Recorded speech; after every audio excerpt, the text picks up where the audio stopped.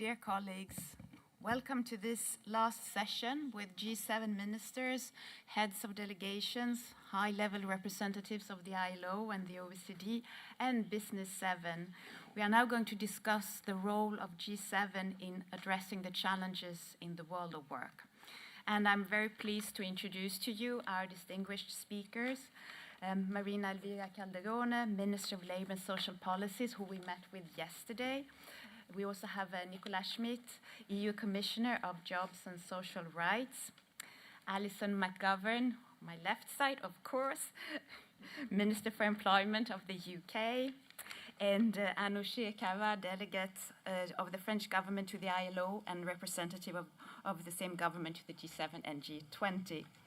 And then we have Thea Lee, Deputy Undersecretary for International Affairs, US Department of Labor. And we also have Celeste Drake on this side, Deputy Director General of the ILO, and Stefano Scappetta, Director of Employment, Labor and Social Affairs Directorate of the OECD, who we also had the pleasure to meet yesterday and this morning. And then, last but not least, Roberto Suarez, Secretary General of the IOE and representing B7 here today in this panel. So thank you so much to all of you for being with us today. And you should also know that this session is being broadcasted so that we can have more trade unions participating in this meeting, even if they cannot really intervene. But we have many workers that want to be part of this, so this is why we are broadcasting for unions that cannot be here. And on behalf of the L7, I would like to express our sincere thanks to the Italian presidency and to all our distinguished guests and panelists for joining us in this high-level session. And I do think that your participation here today is really a sign of strong commitment to social dialogue. And we believe that the G7 Labour and Employment Track should be a space for social dialogue, a platform where social partners and governments can meet and discuss issues relating to the labour market. And we hope that the discussion today will allow us to have an open and frank exchange of views on the work of the G7, its achievements, but also its limits, but above all, to define the priorities together for the future. The G7 continues to evolve, and the Labour and Employment Track has become an important platform with its own employment working group. And over the years, it has discussed a number of relevant issues, which have led to commitments on access to skills, investment in social protection, occupational safety and health, and gender equality, and many more. These are just a few examples. So ensuring continuity across presidencies and proper follow-up of the commitment is really key to guarantee the effectiveness and the credibility of the G7. And this can be done by setting concrete and measurable targets and commitments and other forms of follow-up mechanisms, and also by relying on the support of the ILO and the OECD. And the action plan on AI that will be adopted, I think, tomorrow, or perhaps the day after tomorrow, at least these days, is a good example of a very concrete outcome.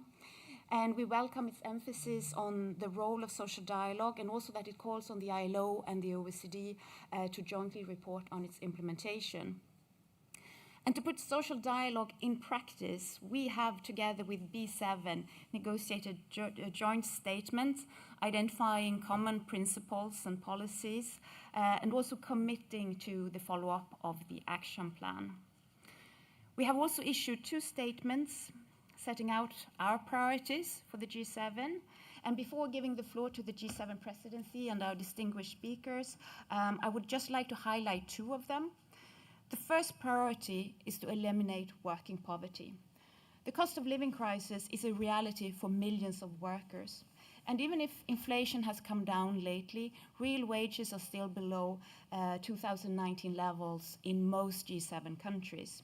So real wage growth is really a key concern for workers. Important commitments were made by the G7 ministers in Japan last year to ensure wage growth through collective bargaining, but we think that there hasn't been enough follow-up. So the Labour and Employment Track should make this issue their top priority and engage with other relevant tracks, such as finance and development tracks, to really give support to this issue.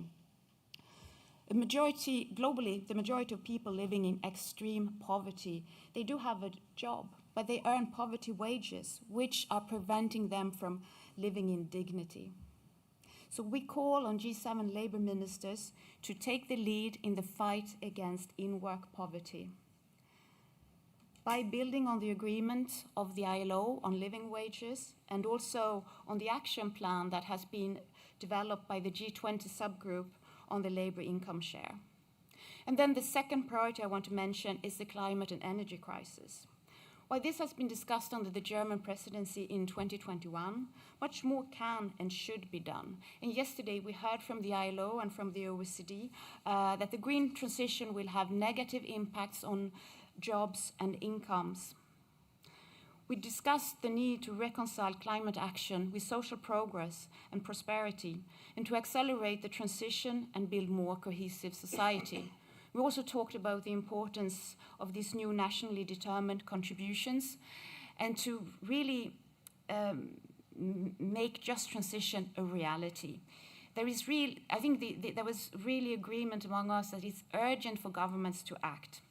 And we do expect the G7 to take this very seriously because this is one of the biggest threats to all of us and to the whole planet. So with that, with these remarks, I would now like to officially give our L7 statement to the G7 presidency of the Labour Employment Ministerial Meeting, Minister Calderone, and I would also like to invite you to make your opening remarks.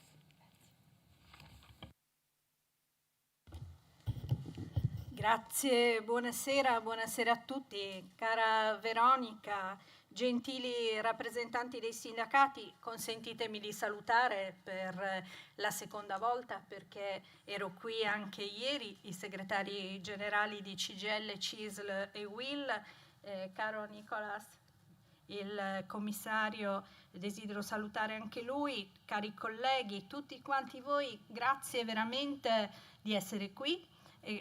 Consentitemi di darvi il benvenuto in Sardegna, benvenuti a Cagliari. È un piacere per me essere qui, poter intervenire con una introduzione al vostro summit. Credo anche che sia importante ringraziare Labour 7 per il contributo che ha offerto ai lavori della presidenza italiana del G7. Abbiamo già avuto modo anche ieri di ricordare il nostro incontro a Palazzo Chigi con la Presidente Meloni e quelli che sono i contributi che sono stati dati nel corso delle nostre tappe di avvicinamento a questo G7 Lavoro che celebriamo e celebreremo da domani a Cagliari. Grazie per l'apporto dato agli Employment Working Group durante questo percorso. Per noi è importante perché è anche significativo proprio di un approccio inclusivo che deve essere la cifra distintiva anche di quelli che sono le nostre attività, i nostri lavori, le nostre riflessioni, ciò che poi diventerà il documento finale che verrà approvato. Grazie anche per la consegna della dichiarazione di Labour 7 al vertice dei ministri del lavoro e dell'occupazione del G7, poi ne daremo ovviamente copia anche a tutte le delegazioni. Per noi è importante ricollegare i lavori della ministeriale dei ministri del lavoro del G7 con quanto è poi stato fatto e quindi con gli impegni assunti dai capi di Stato e di Governo nell'ambito del vertice che si è tenuto in Puglia a giugno, perché è un impegno comune a promuovere la leadership del G7 a livello globale, affermare i valori della democrazia, del diritto internazionale, delle libertà individuali e collettive, dei diritti umani. Quindi una leadership basata certamente sul multilateralismo, sul dialogo, sulla cooperazione con il Sud globale e sulla costruzione di partenariati che siano mutualmente vantaggiosi, che è poi l'approccio del piano Mattei. Consentitemi di ribadire con forza la nostra ferma condanna dell'invasione dell'Ucraina da parte della Russia, che continua certamente ad avere delle conseguenze drammatiche in termini di vite umane, di impatto sulle popolazioni, di impatto sul lavoro. Guardiamo altresì con grande preoccupazione agli sviluppi del conflitto in Medio Oriente e ribadiamo la condanna delle stragi compiute in Israele da Hamas il 7 di ottobre del 2023. Siamo certamente preoccupati tutti della situazione umanitaria a Gaza, sosteniamo la necessità di un immediato cessate il fuoco, il rilascio di tutti gli ostaggi e una distribuzione sicura e protetta di aiuti umanitari per la popolazione civile. Questo è importante perché si collega anche strettamente con quelli che sono gli impegni che come Ministri del Lavoro ribadiremo in questi 2 giorni. Il nostro impegno a garantire i diritti del lavoro, la libertà di associazione e di contrattazione collettiva, promuovere quindi il rispetto di questi valori in tutti i paesi. Io credo che sia importante porre l'accento su quanto oggi, in un mondo che è caratterizzato da profonde trasformazioni, sia importante garantire delle transizioni giuste e ridurre le disuguaglianze e quindi anche garantendo condizioni di parità nel commercio internazionale. In questa prospettiva devo ricordare appunto il richiamo che è stato fatto dai nostri leader nel comunicato del vertice di Puglia sulla necessità anche di rispettare gli standard internazionali del lavoro, i diritti umani nelle catene globali del valore, insieme certamente a eliminare il lavoro forzato e il lavoro minorile. Io ho già 2 volte richiamato il collegamento ideale tra il vertice di Puglia e le ministeriali che terremo in Italia, ma soprattutto la ministeriale dei ministri del lavoro. Ieri i vostri lavori si sono aperti ospitando l'intervento dell'ambasciatrice Belloni, lo Sherpa del G7 per l'Italia, proprio perché fosse chiara ed evidente questo connubio e anche questo trasferimento di attenzione. Oggi è l'11 di settembre e quindi nel citare quelli che sono oggi i grandi conflitti internazionali, però non possiamo dimenticare cosa è successo l'11 di settembre del 2001 negli Stati Uniti. Io credo che sia importante perché è importante ovviamente lavorare per la pace, lavorare per giuste condizioni di lavoro e perché i nostri popoli possano prosperare nella giustizia e anche ovviamente nel lavoro. E allora è anche importante ribadire il nostro sostegno all'iniziativa dell'Organizzazione Internazionale del Lavoro per una coalizione globale per la giustizia sociale a cui aderiamo convintamente. Tra i temi in discussione in questi 2 giorni che formano l'agenda dell'incontro che inizierà domani, uno degli aspetti dei focus centrali è dedicato al dibattito sullo sviluppo e sull'utilizzo dell'intelligenza artificiale nel mondo del lavoro e su quello che sarà l'impatto dell'intelligenza artificiale nelle nostre società. È certamente un dibattito che sta dividendo anche le persone, sta dividendo i tecnici, perché c'è chi teme certamente quelli che possono essere gli effetti negativi di questo dell'approccio massivo all'utilizzo dell'intelligenza artificiale di stampo generativo, e chi invece ne vede le opportunità e quindi quelle che possono essere anche le condizioni in cui i benefici poi si ricollegano ad altri temi come quelli che sono in discussione nell'agenda dei prossimi giorni, che sono i temi poi centrali rispetto a quelli che sono i driver dello sviluppo dei nostri mercati del lavoro. Certamente il tema delle competenze, ma anche l'analisi su quello che può essere l'impatto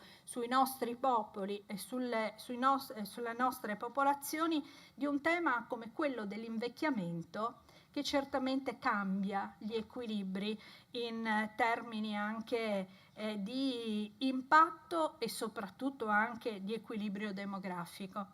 Voi siete in Sardegna, una delle 5 zone blu del mondo. Questo vuol dire, l'ho detto ieri, lo voglio ripetere, che questa è una terra, la mia terra, in cui si vive bene e si vive a lungo.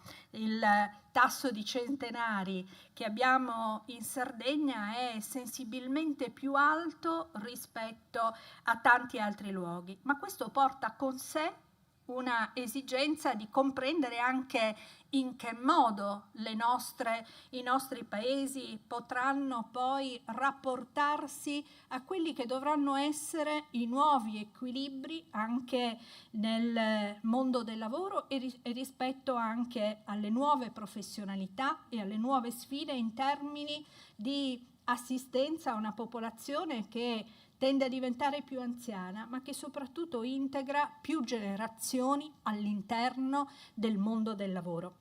Oggi in Italia noi abbiamo 5 generazioni che sono contemporaneamente al lavoro, e questo è un aspetto su cui è importante assolutamente riflettere. Dicevo, quale sarà il futuro dell'intelligenza artificiale, quale sarà lo sviluppo, soprattutto in che modo noi vorremmo utilizzare quelle che sono anche le grandi sollecitazioni che vengono dalla sfida tecnologica.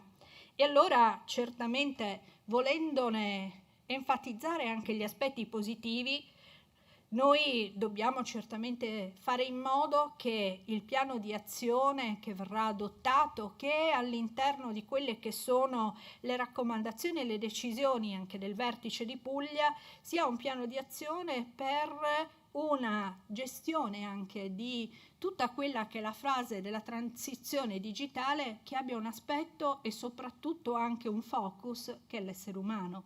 È una visione umanocentrica della tecnologia e anche dell'impiego della tecnologia stessa. Che vuol dire visione umanocentrica? Vuol dire utilizzare la leva della tecnologia per far sì che l'uomo possa lavorare meglio e soprattutto che nel lavorare meglio possano essere garantite delle condizioni di lavoro e di esercizio del lavoro che siano certamente più accettabili. E allora guardare a questi sviluppi, guardare a quelle che sono le tante transizioni, vuol dire anche cercare di comprendere in che modo noi possiamo prendere la provocazione della transizione, della digitalizzazione, per rendere il nostro lavoro più sicuro. Quali sono le implicazioni e le applicazioni dell'intelligenza artificiale per sostenere la sicurezza del lavoro?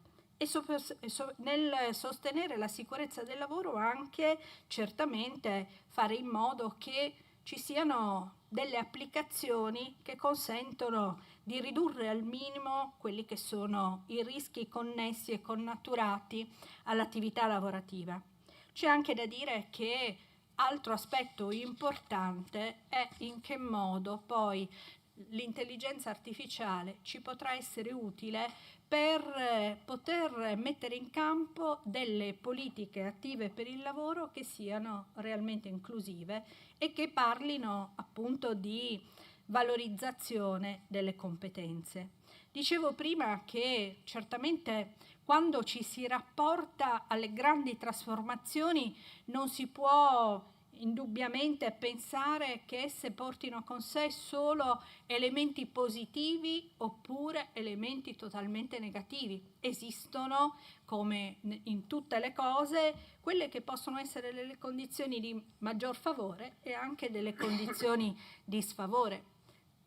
Starà a noi adottare un piano di azione per l'utilizzo dell'intelligenza artificiale nel mondo del lavoro che sia consapevole appunto di tutte quelle che sono queste sollecitazioni, ma per mettere la tecnologia al servizio della persona, non la persona al servizio della tecnologia. Questo credo che sia chiaro e soprattutto è condiviso da tutti quanti. Abbiamo bisogno di competenza e abbiamo bisogno anche di settare tutte quelle che sono le competenze e gli asset e i set delle competenze sulla base appunto di tutte queste grandi sfide. Parlare di intelligenza artificiale, del piano d'azione per l'utilizzo dell'intelligenza artificiale consapevole nel mondo del lavoro vuol dire anche riconnettersi a quello che è il processo iniziato in Giappone, il processo di Hiroshima. Arigatou gozaimasu, grazie veramente di essere qui. E io credo che sia proprio importante consentire e soprattutto garantire continuità ai nostri processi, alle nostre riflessioni e anche alla nostra capacità di incontrarci intorno a un tavolo per poter definire un assetto di regole e soprattutto anche di relazioni che possa ovviamente poi declinarsi in quel concetto di dialogo sociale che Veronica Nilsson ha richiamato nel suo intervento iniziale. Noi in questo credo che ci dobbiamo impegnare tutti. Io dico da Ministro del Lavoro e delle Politiche Sociali italiane, dobbiamo impegnarci tutti e anche di più per fare in modo che il dialogo sociale sia anche la risposta a tutte quelle che invece possono essere in questo momento quelle condizioni che possono portare invece alla frammentazione delle relazioni e soprattutto a un uso improprio, ecco, del concetto di relazione. Come vorremmo che tutto questo e tutte le nostre riflessioni poi possano tradursi in qualcosa di efficace, facendo in modo che le nostre azioni siano contraddistinte da una condizione che è quella della concretezza. Bisogna essere concreti nelle azioni e soprattutto nell'impegno ad attuarle. E allora ecco che certamente l'attuazione del piano d'azione per l'intelligenza artificiale nel mondo del lavoro non può che passare attraverso il necessario dialogo con le parti sociali. Lo ribadisco, lo sottolineo, per me è un impegno che ovviamente trasferisco anche agli altri componenti di questo panel come impegno mio e quindi io so anche impegno reciproco. Allora ecco che parlare di temi come questi, dicevo prima, porta con sé tante altre riflessioni su come, per esempio, la trasformazione demografica cambierà il volto futuro delle nostre società. Dicevo prima che questo è un contesto, è una regione in cui si vive bene a lungo. Però l'Italia ha un problema di equilibrio demografico. Noi siamo un paese che qualcuno potrebbe definire anziano, però invece questo poi deve essere anche una opportunità per settare nuovamente il nostro rapporto con le tante generazioni, mettendo a disposizione le competenze, le strategie, le politiche per consentire appunto anche che in età adulta l'anziano possa poi poter essere integrato nella società e invece non vivere una condizione di marginalizzazione che spesso è anche affidata a un allontanamento da quelli che sono i luoghi degli affetti e della vita domestica. Parlare di trasformazione demografica, parlare di una popolazione più anziana vuol dire anche avere attenzione allo stato di salute della popolazione e sulla base di questo anche costruire delle competenze laddove noi abbiamo bisogno di investire ancora meglio nel settore della cura. Questo è un tema su cui abbiamo una sensibilità generale.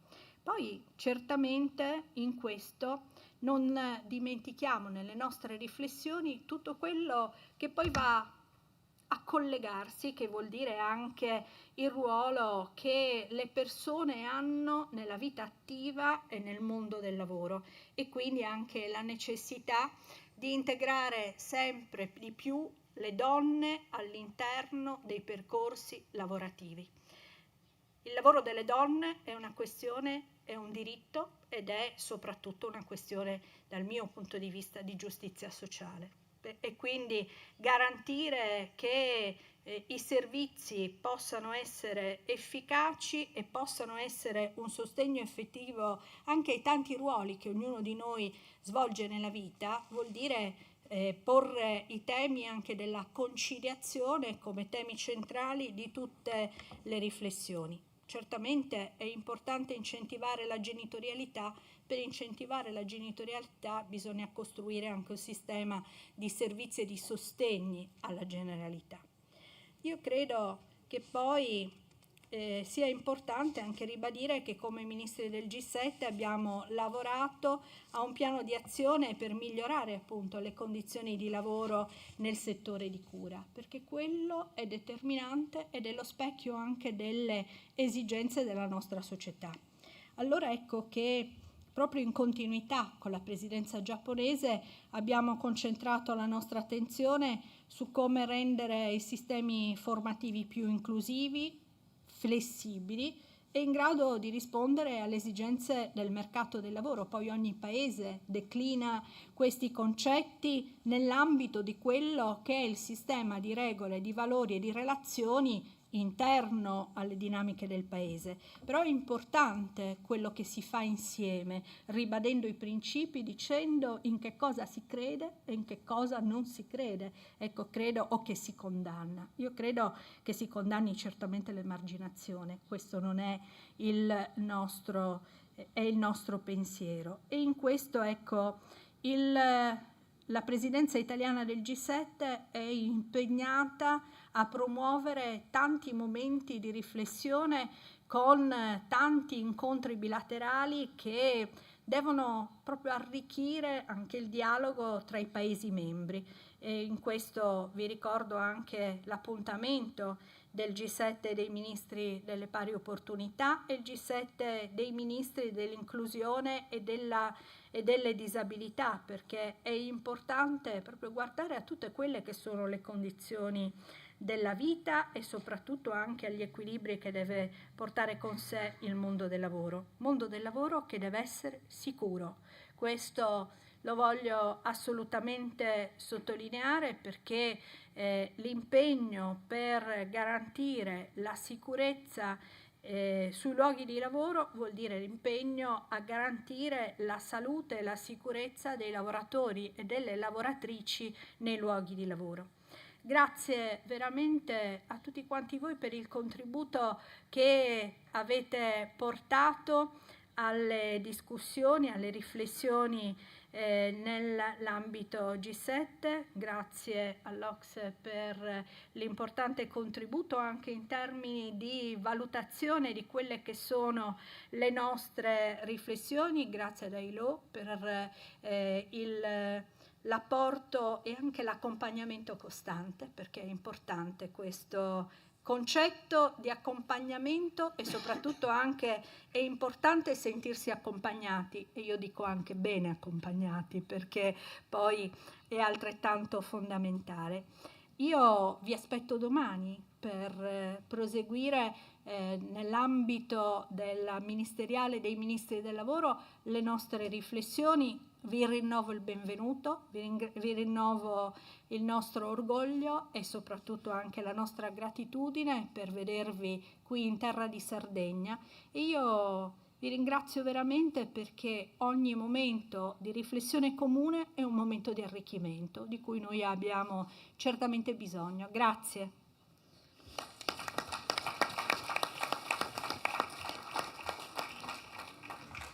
Thank you so much, Minister, and thank you also for the very constructive and inclusive approach with which the work has been conducted under your leadership. I would now like to invite EU Commissioner Nicola Schmid. Maybe you can tell us a bit about the role of the EU in the G7 process and how the EU influences this work and also brings your vision to the G7 process. Dear Chair, cara Marina, cara Ministra, we are all really thrilled to be here in Sardinia, this marvelous country you described. And you mentioned that it's one of the parts in the world where people become very old. It's the place where there are the highest number, I think, per capita of people above 100 years. So I think I hope that we will be inspired also by this very important way and good living conditions. Now, I think that it is very important to have this discussion on the world of work in the G7. First, because the world of work is at the center of the evolution of our societies. It's at the center also of our way of living and also of our democracies. And we all know that the world of work has been disrupted. It's in a deep process of transformation in different areas, by the way, and you have mentioned a lot, so I will not come back. And this is a challenge for all of us. This is an internal challenge for our democracies. It's an internal challenge for the stability of our societies, for social cohesion, and bring people together. And this is about living conditions, working conditions, and you mentioned in-work poverty, which cannot be accepted. People who work or people who are excluded from work, people who are discriminated in the world of work. So this is a challenge for our societies, for our open societies, which are important. But I see also a geopolitical dimension, because we are now in a discussion about this new divide, the geopolitical divide. We are the Westerners, we have our Western values, and they are all the others. And I think here what we discuss here about the world of work, about the values in the world of work, about the respect of work, that's not just a Western issue. That's not something just limited to the European Union, the US, and some other G7 countries. It is something which is or should be an essential element. And I think that's why we have to continue promoting these values in the ILO and also bringing in these values in our companies who are abroad, who are investing in the Global South, for instance, and show that these values should apply to all. So I think this is an important debate also, and a message which should be given by the G7 countries. Now, to give some elements as from a European point of view, I think the first issue, obviously, which comes to our mind is we are going through a transition, to a transformation, which is the climate or green transition. And we have to tell the truth. And the truth is that this will have a major impact on the world of work. This will have a major impact on jobs. Some jobs will have to disappear, and many other, hopefully, will come up. But this will not be an automatic process. We should have learned a lesson. We learned a lesson from globalization, and we have seen that this transformation induced by globalization has not been automatic and everybody ending up being richer and wealthier and happier. No, there has not been a happy globalization. And we are paying now the price, by the way, for a globalization which has not been mastered, which has not been managed in a proper way, in a social way, in a respectful way for many people and for many regions. So I think this is a challenge to make this transformation, green transformation, a success. And I just said it already. I read the introduction of your OECD report, and I was really thrilled by it, how you show that that's a challenge, how governments have to accompany this process and to make it a win-win for everybody. Because that's a big fear going around in the world of work.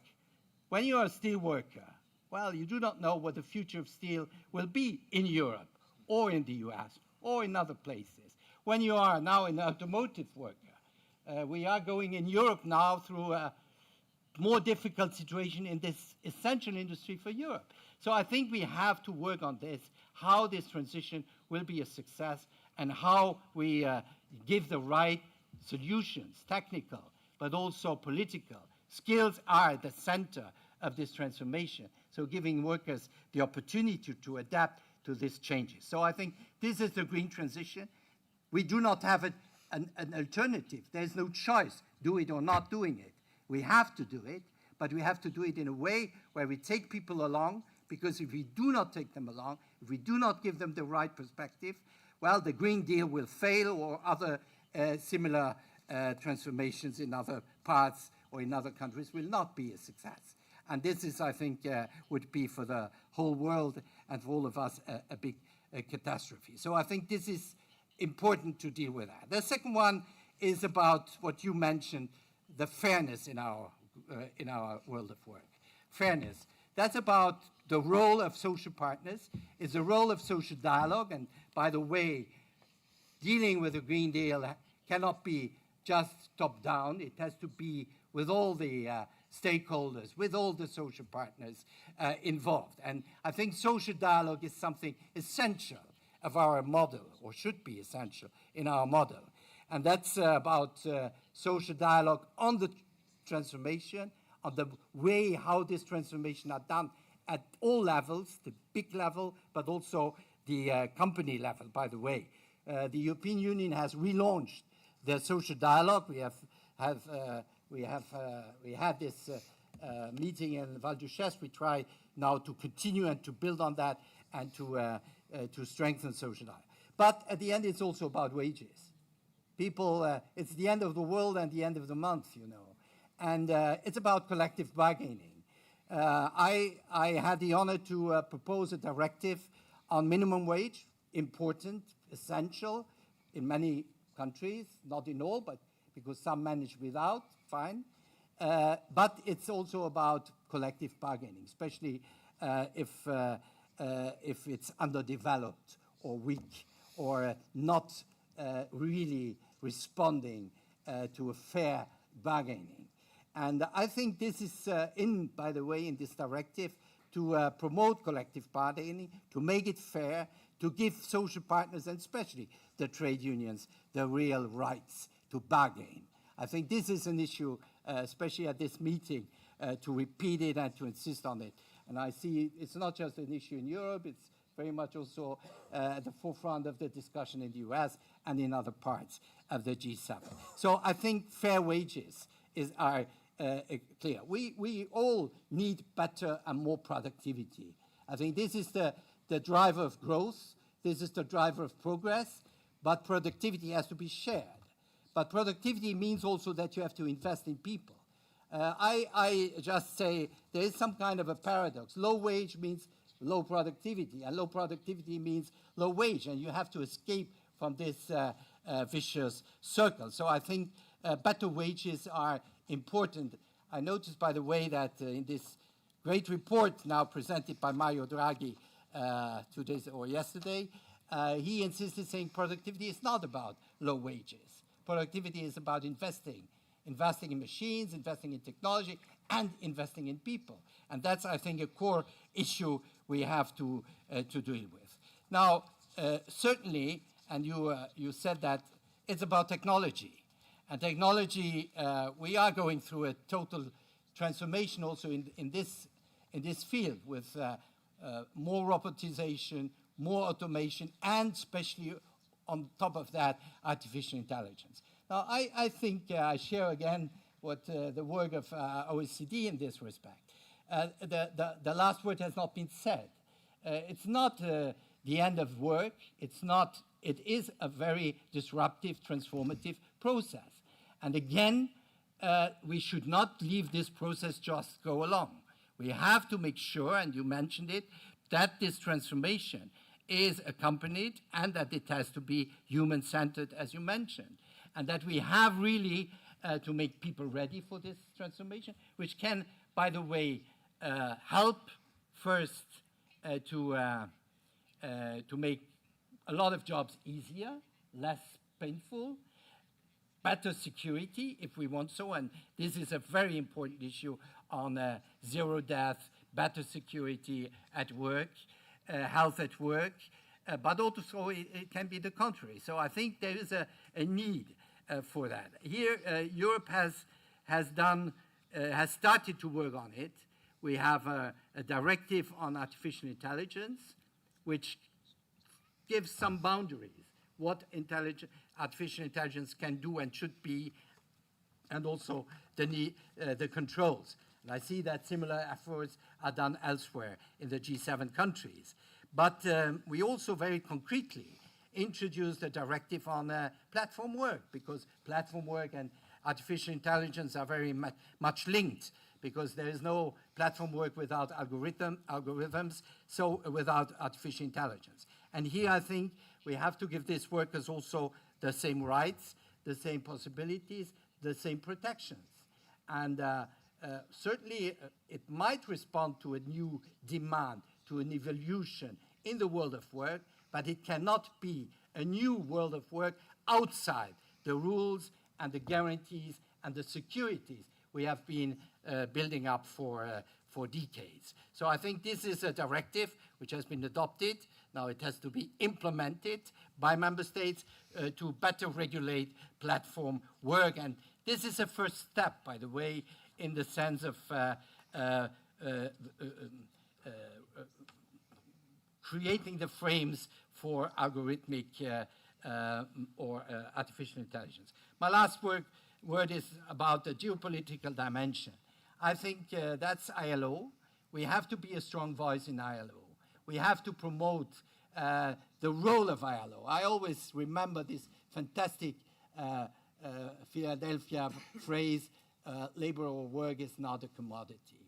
And I think this is something very strong, which we should not, it had been considered as a commodity for too long. And this has to change.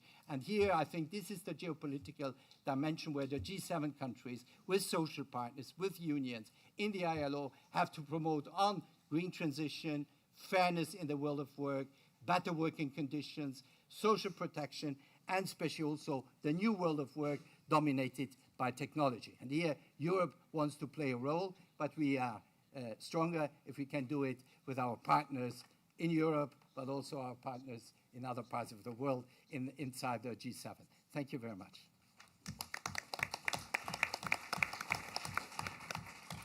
Thank you so much, Commissioner. I will now turn to Alison McGovern, Minister for Employment of the UK. How does your government see international cooperation on social labour and employment issues? And also, if you can say a few words about where you are heading in terms of priorities for the G7. Thank you, Veronica, and I would really like to thank you and to the L7 for inviting me here today to be a part of your summit. I'm so pleased to have this opportunity. Thank you so much for that. And I want to share some remarks on our role as the G7 in addressing the challenges in the world of work. But in opening, let me say that I do echo Minister Calderone's words on the invasion of Ukraine and the terrible situation in Gaza. But to respond to your question on the main achievements of the G7 employment track this year, first I must thank Minister Calderone and the presidency for setting such an ambitious and important agenda, which looks at the structural changes in our labour markets and how best to address them as this international community.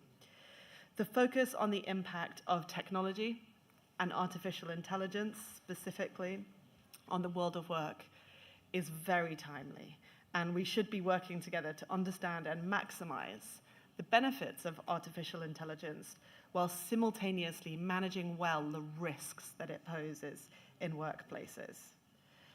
The potential challenges will be set out in our G7 declaration and action plan and include the potential for bias and discrimination, for the unequal impact on workers, the problems of any lack of human oversight, of transparency or accountability, the issue of increased work intensity, and any inappropriate collection or use of data. And I'm pleased to see this as part of the G7 2024 declaration, and I look forward to discussing this in more detail as we will over the course of the G7 Labour and Employment Ministers meeting.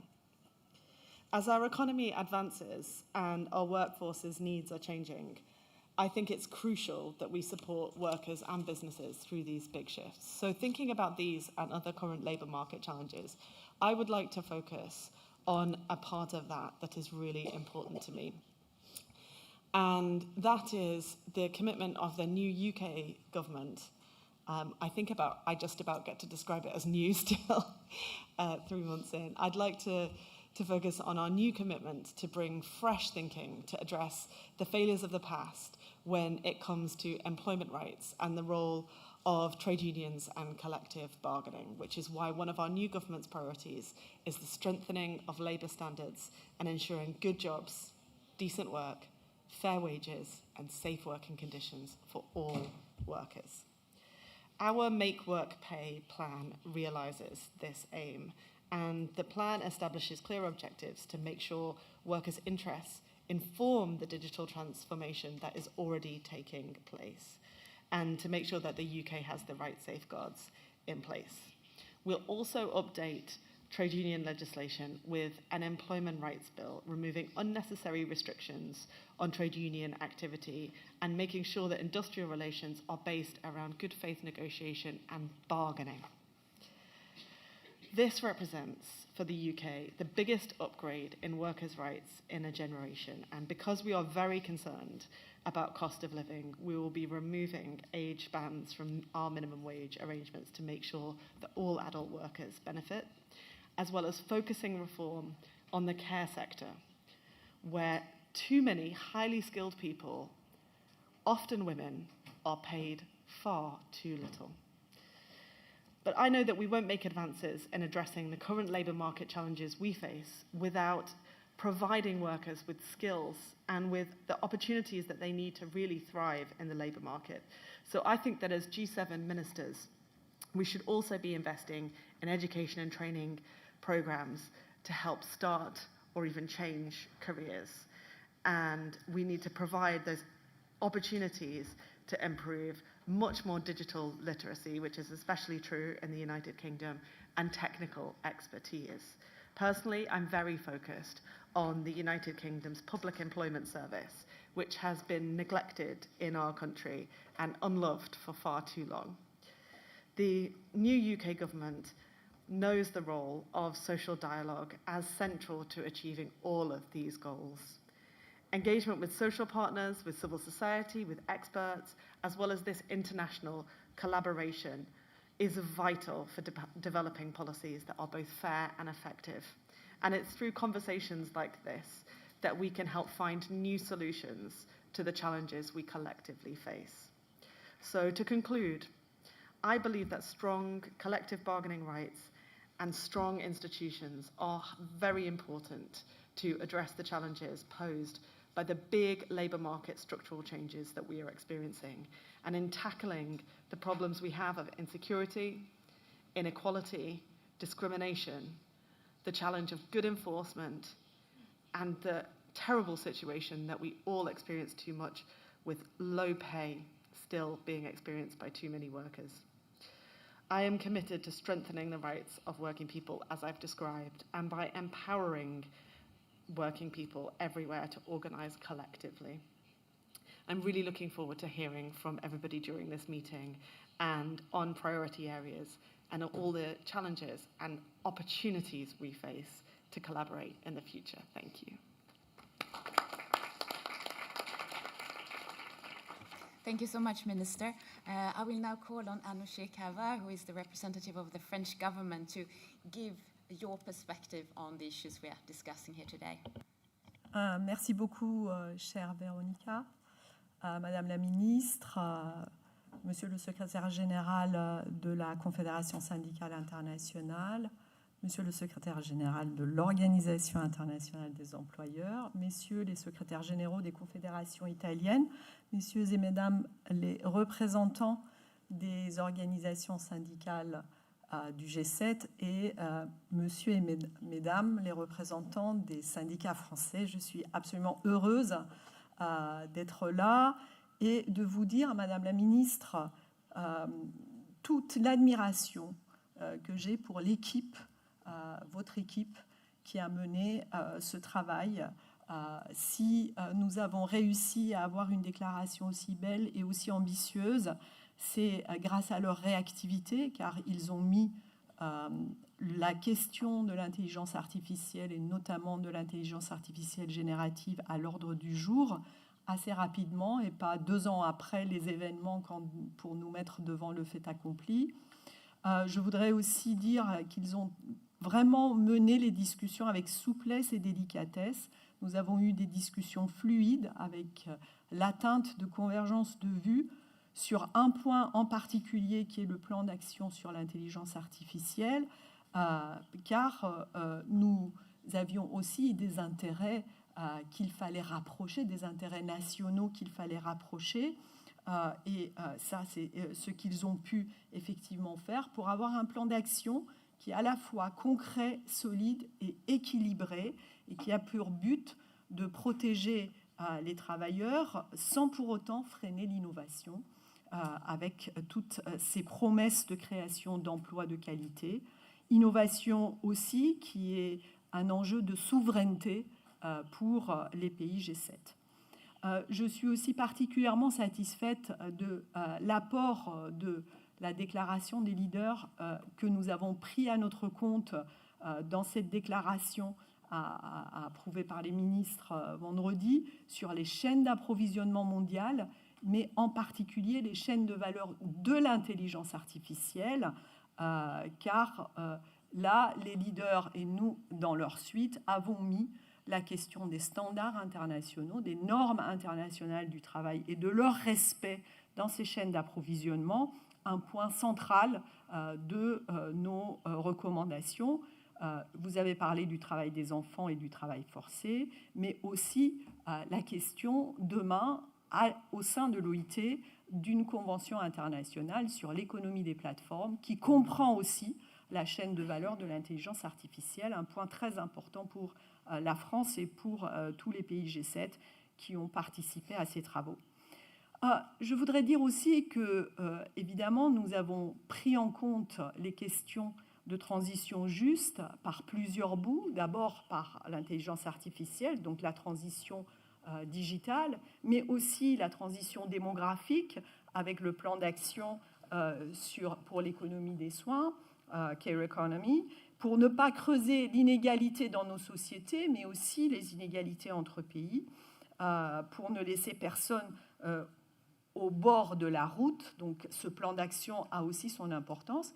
Nous avons sans doute, dans une moindre mesure, mais néanmoins pris en compte les questions de transition écologique dans cette déclaration, puisque nous adressons aussi la question de la pénurie de main-d'œuvre et l'inadéquation entre les compétences et les emplois de demain.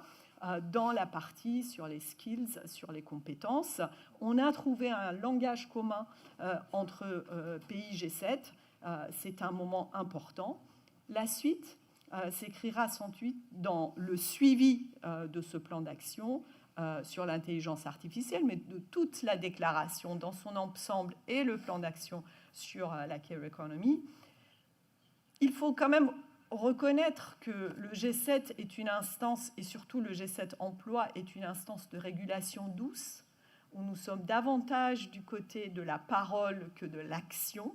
Mais comme mon nouveau Premier ministre, Michel Barnier, que beaucoup d'entre vous connaissent, nous a demandé déjà au niveau du gouvernement de mettre le curseur davantage du côté de l'action que de la parole, je pense que le mandat qui nous est donné, qui est donné au ministre du Travail pour le suivi avec l'aide de l'OCDE et de l'OIT du plan d'action sur l'intelligence artificielle, est une manière aussi de faire du G7 une enceinte où on aura plus d'actions, plus de résultats. Nous espérons beaucoup pouvoir continuer ce travail avec le Canada et que la France poursuivra ensuite à la suite du Canada. Et évidemment, avec le dialogue social, je voudrais d'abord féliciter le L7 et le B7 pour la déclaration commune qui se trouve sur la table.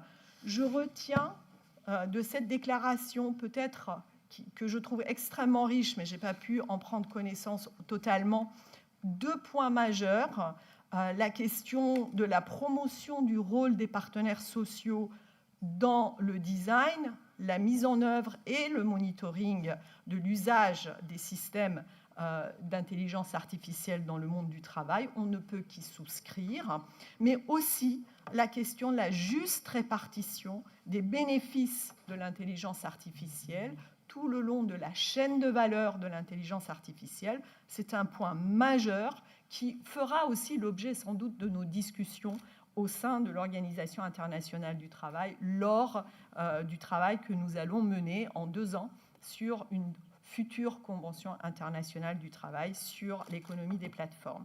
Je voudrais enfin dire que j'emporte chez moi les 3 propositions plutôt qui sont faites à la fin de cette déclaration commune sur la manière dont les partenaires sociaux souhaitent contribuer à l'évaluation et au monitoring de notre plan G7 d'action sur l'intelligence artificielle.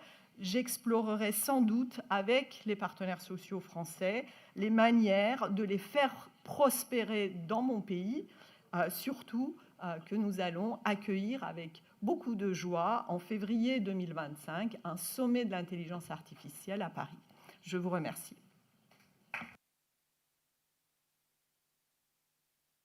Thank you so much for your contribution. I'm now pleased to give the floor to Thea Lee, Deputy Undersecretary for International Affairs of the US. The floor is yours. Thank you, Veronica. What a pleasure it is to be here. Thank you, Minister Calderone, for your warm hospitality, but also for inviting us all to this beautiful island to have this important conversation. So for me, the L7 is like my home turf, because I think many people know I spent 20 years in the labor movement in the United States with the AFL-CIO, and it is really wonderful for me to be here. What a privilege it is for me now to represent the U.S. government, President Biden, Vice President Harris, Labor Secretary Julie Su, in this context. Because I think this meeting, the meeting of the L7, is so important. It brings together the unions of the G7 countries with the governments and with our business representatives as well. And I think, as everybody has said today, social dialogue and the synergy that we bring from the G7 are so important. And what's important also is not that there's just social dialogue within each country, but there's social dialogue across the G7 countries where we can engage with and interact with our union counterparts from the other countries, business counterparts as well. And, having experienced social dialogue from both sides of the table, I also know the difference between perfunctory, check the box consultations, which are just one-way talking, versus true cooperation and engagement. And so I'm very pleased with the quality of the conversation today. And also, I know that true social dialogue creates both better policies because we have the benefit of the wisdom of the people who are doing the work, the businesses that are trying to make a living, and but it also creates better politics because, and we know this the hard way in the United States of America, when unions and workers and their representatives are not at the table, we can see really, truly terrible outcomes. But I think it's particularly important because of the ambitious agenda, as you said, Minister McGovern, that Minister Calderone and her wonderful team have set for us in the G7. We're taking on hard issues: artificial intelligence, green transition, the care economy, demographic change, technological change. These are all the issues that we have taken on in the G7. None of these issues have a simple, straightforward, up or down answer. We are going to have to make tough decisions. We are going to have to make compromises. We are going to have to work with each other and learn from each other. And that is really what I think the G7, the real benefit and the value of the G7 is. In the United States, labor rights and full employment are a top priority for the Biden-Harris administration. We talk about creating an economic system that grows from the bottom up and the middle out. And forums like these provide us with the insights and the recommendations we need to build better systems that truly work for our workers. But we also know the importance of a tight labor market, of full employment, but also bringing together the different kinds of economic challenges we're facing in the United States. The post-COVID challenge of stimulating the economy, but also addressing a many-decade infrastructure deficit, also addressing the fact that we really needed to invest in clean energy transition, that we were behind in the United States. We've also have not invested enough in skills, but we brought many of these challenges together in the policies of the Biden-Harris administration with the Inflation Reduction Act, and we've talked about it with some of you, which really didn't just stimulate the economy, support businesses that were investing in clean energy, but also ensured that good jobs would be at the centerpiece of the U.S. transition to clean energy. And that was an absolutely critical piece of the challenge. And it only came about because of social dialogue. And I'm looking across at Celeste Drake, who was very much a key part of the Biden-Harris administration, making sure that that social dialogue happened, that unions were not just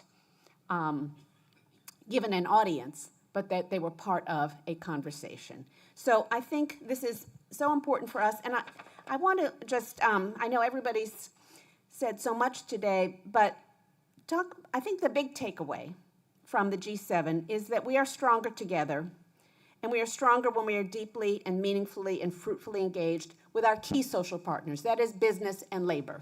And civil society is important as well, and there's a big role and a place for civil society to play, but I think we can't forget why we call them our social partners, that labor and business have a unique role and a unique contribution to make in these really important economic policy discussions. Because I also wanted to talk about trade policy. And Nicholas Schmidt mentioned that we've engaged in a form of globalization that failed, that deepened divides, it exacerbated inequality, it further marginalized people who were already vulnerable and at the margins, both within countries like the United States and some European countries, but also between countries, between the global north and the global south.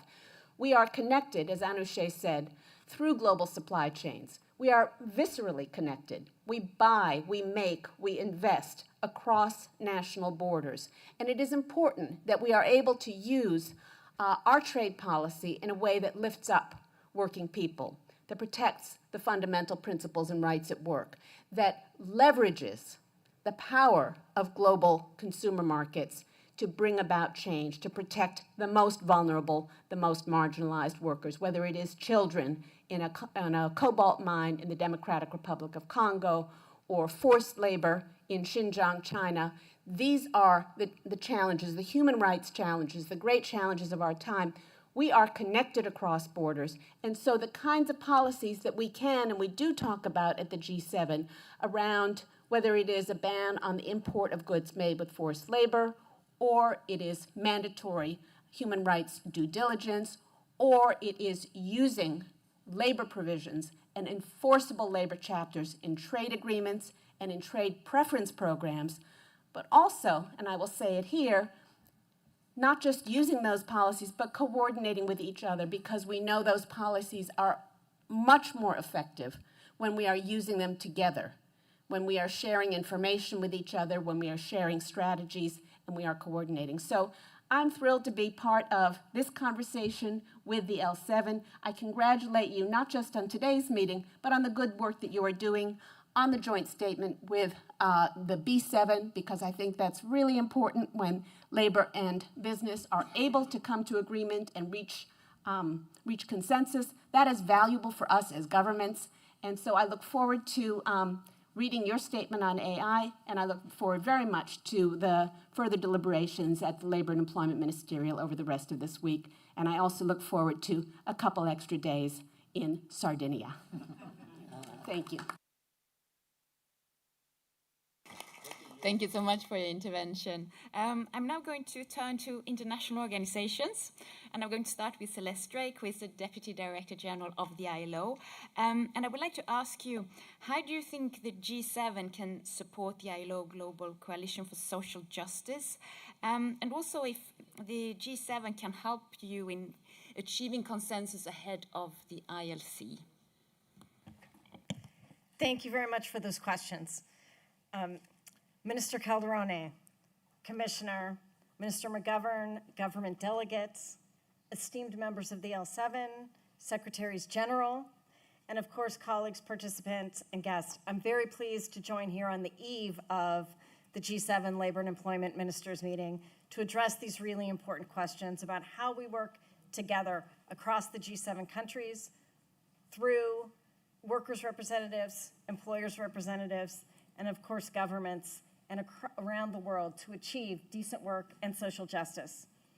As the world of work grapples with the seismic shifts that have been so eloquently described by prior speakers, whether it's digital transformation, demographic changes, the imperative of environmental sustainability, and addressing that green transition, we must take advantage of the foresight, the leadership, and the cooperation of the G7 to lead us into that future. The G7 has an indispensable role to play in our collective pursuit of social justice and decent work. It provides us with a platform for transformative action and multilateral cooperation. And I want to focus on two significant examples of this in the outcomes that have been achieved under the G7 Italian presidency. The first concerns the significant outcome on the human-centered development and use of AI in the world of work. As you discussed earlier, the digital age offers unprecedented opportunities for innovation, productivity, and job creation. But it also poses formidable risks and challenges to workers' dignity, security, and conditions of work. And it's already been stated, but it bears repeating. The impact of AI, for good or for ill, is not inevitable. It will be determined by choices made by policymakers and actions taken by the social partners. The declaration set to be adopted by G7 labor ministers provides us with a concrete action plan for the human-centered development of AI, with clear signposts to guide us as we navigate its likely impact on work and labor markets. The declaration and action plan are broad in scope. They consider the opportunities and risks of artificial intelligence use to workers at all stages of the global AI supply chain, and they reiterate the need to embed respect for fundamental principles and rights at work. The Declaration and Action Plan on Human-Centered Development of AI emphasize the role of collective representation and social dialogue in the development and deployment of AI. They also underscore the importance of social dialogue and collective bargaining to help shape policy responses in the workplace and across nations and internationally. To support your efforts, the ILO will launch an observatory on artificial intelligence and work in the digital economy later this month to enhance the availability of knowledge on the digital transformation in the world of work. The observatory will focus on 4 interrelated areas: AI, algorithmic management, digital labor platforms, and workers' personal data. As you know, in 2025, the ILC will begin a 2-year standard setting on decent work in the platform economy. This will be an important opportunity to consider policy and regulatory gaps that may exist, including in respect of the effects of algorithmic management on workers. The second significant outcome concerns the commitments to ensure decent work for care workers. Demographic changes in aging populations are increasing the demand for care, not only in Italy, not only in Europe, but across the globe. The action plan for improving working conditions in the care sector, again, provides signposts for ensuring the provision of high-quality care services, attracting and retaining skilled workers, and ensuring decent work. It also outlines actions to support workers who have care responsibilities at home. These actions will have considerable impacts on gender equality, improving the working conditions for care workers, the majority of whom are women, and increasing women's labor force participation. At the International Labor Conference in June this year, governments, employers, and workers' organizations adopted an ILO resolution concerning decent work and the care economy. The resolution contains a set of guiding principles and actions to harness the care economy's contribution to decent work. Looking forward, the imperative for environmental sustainability has never been acute, and I think the point has been made that there will be a transition to a greener economy, but it is decisions made by policymakers with the input of workers and employers' representatives that will determine whether that transition is just. This demands renewed attention and leadership from the G7 labor and employment track. The G7 has a central role to play in addressing the challenges ahead, including the transitions in terms of greening our economies for employers and workers, the effects of working on a warmer planet in terms of heat stress, and other challenges as our economies continue to evolve.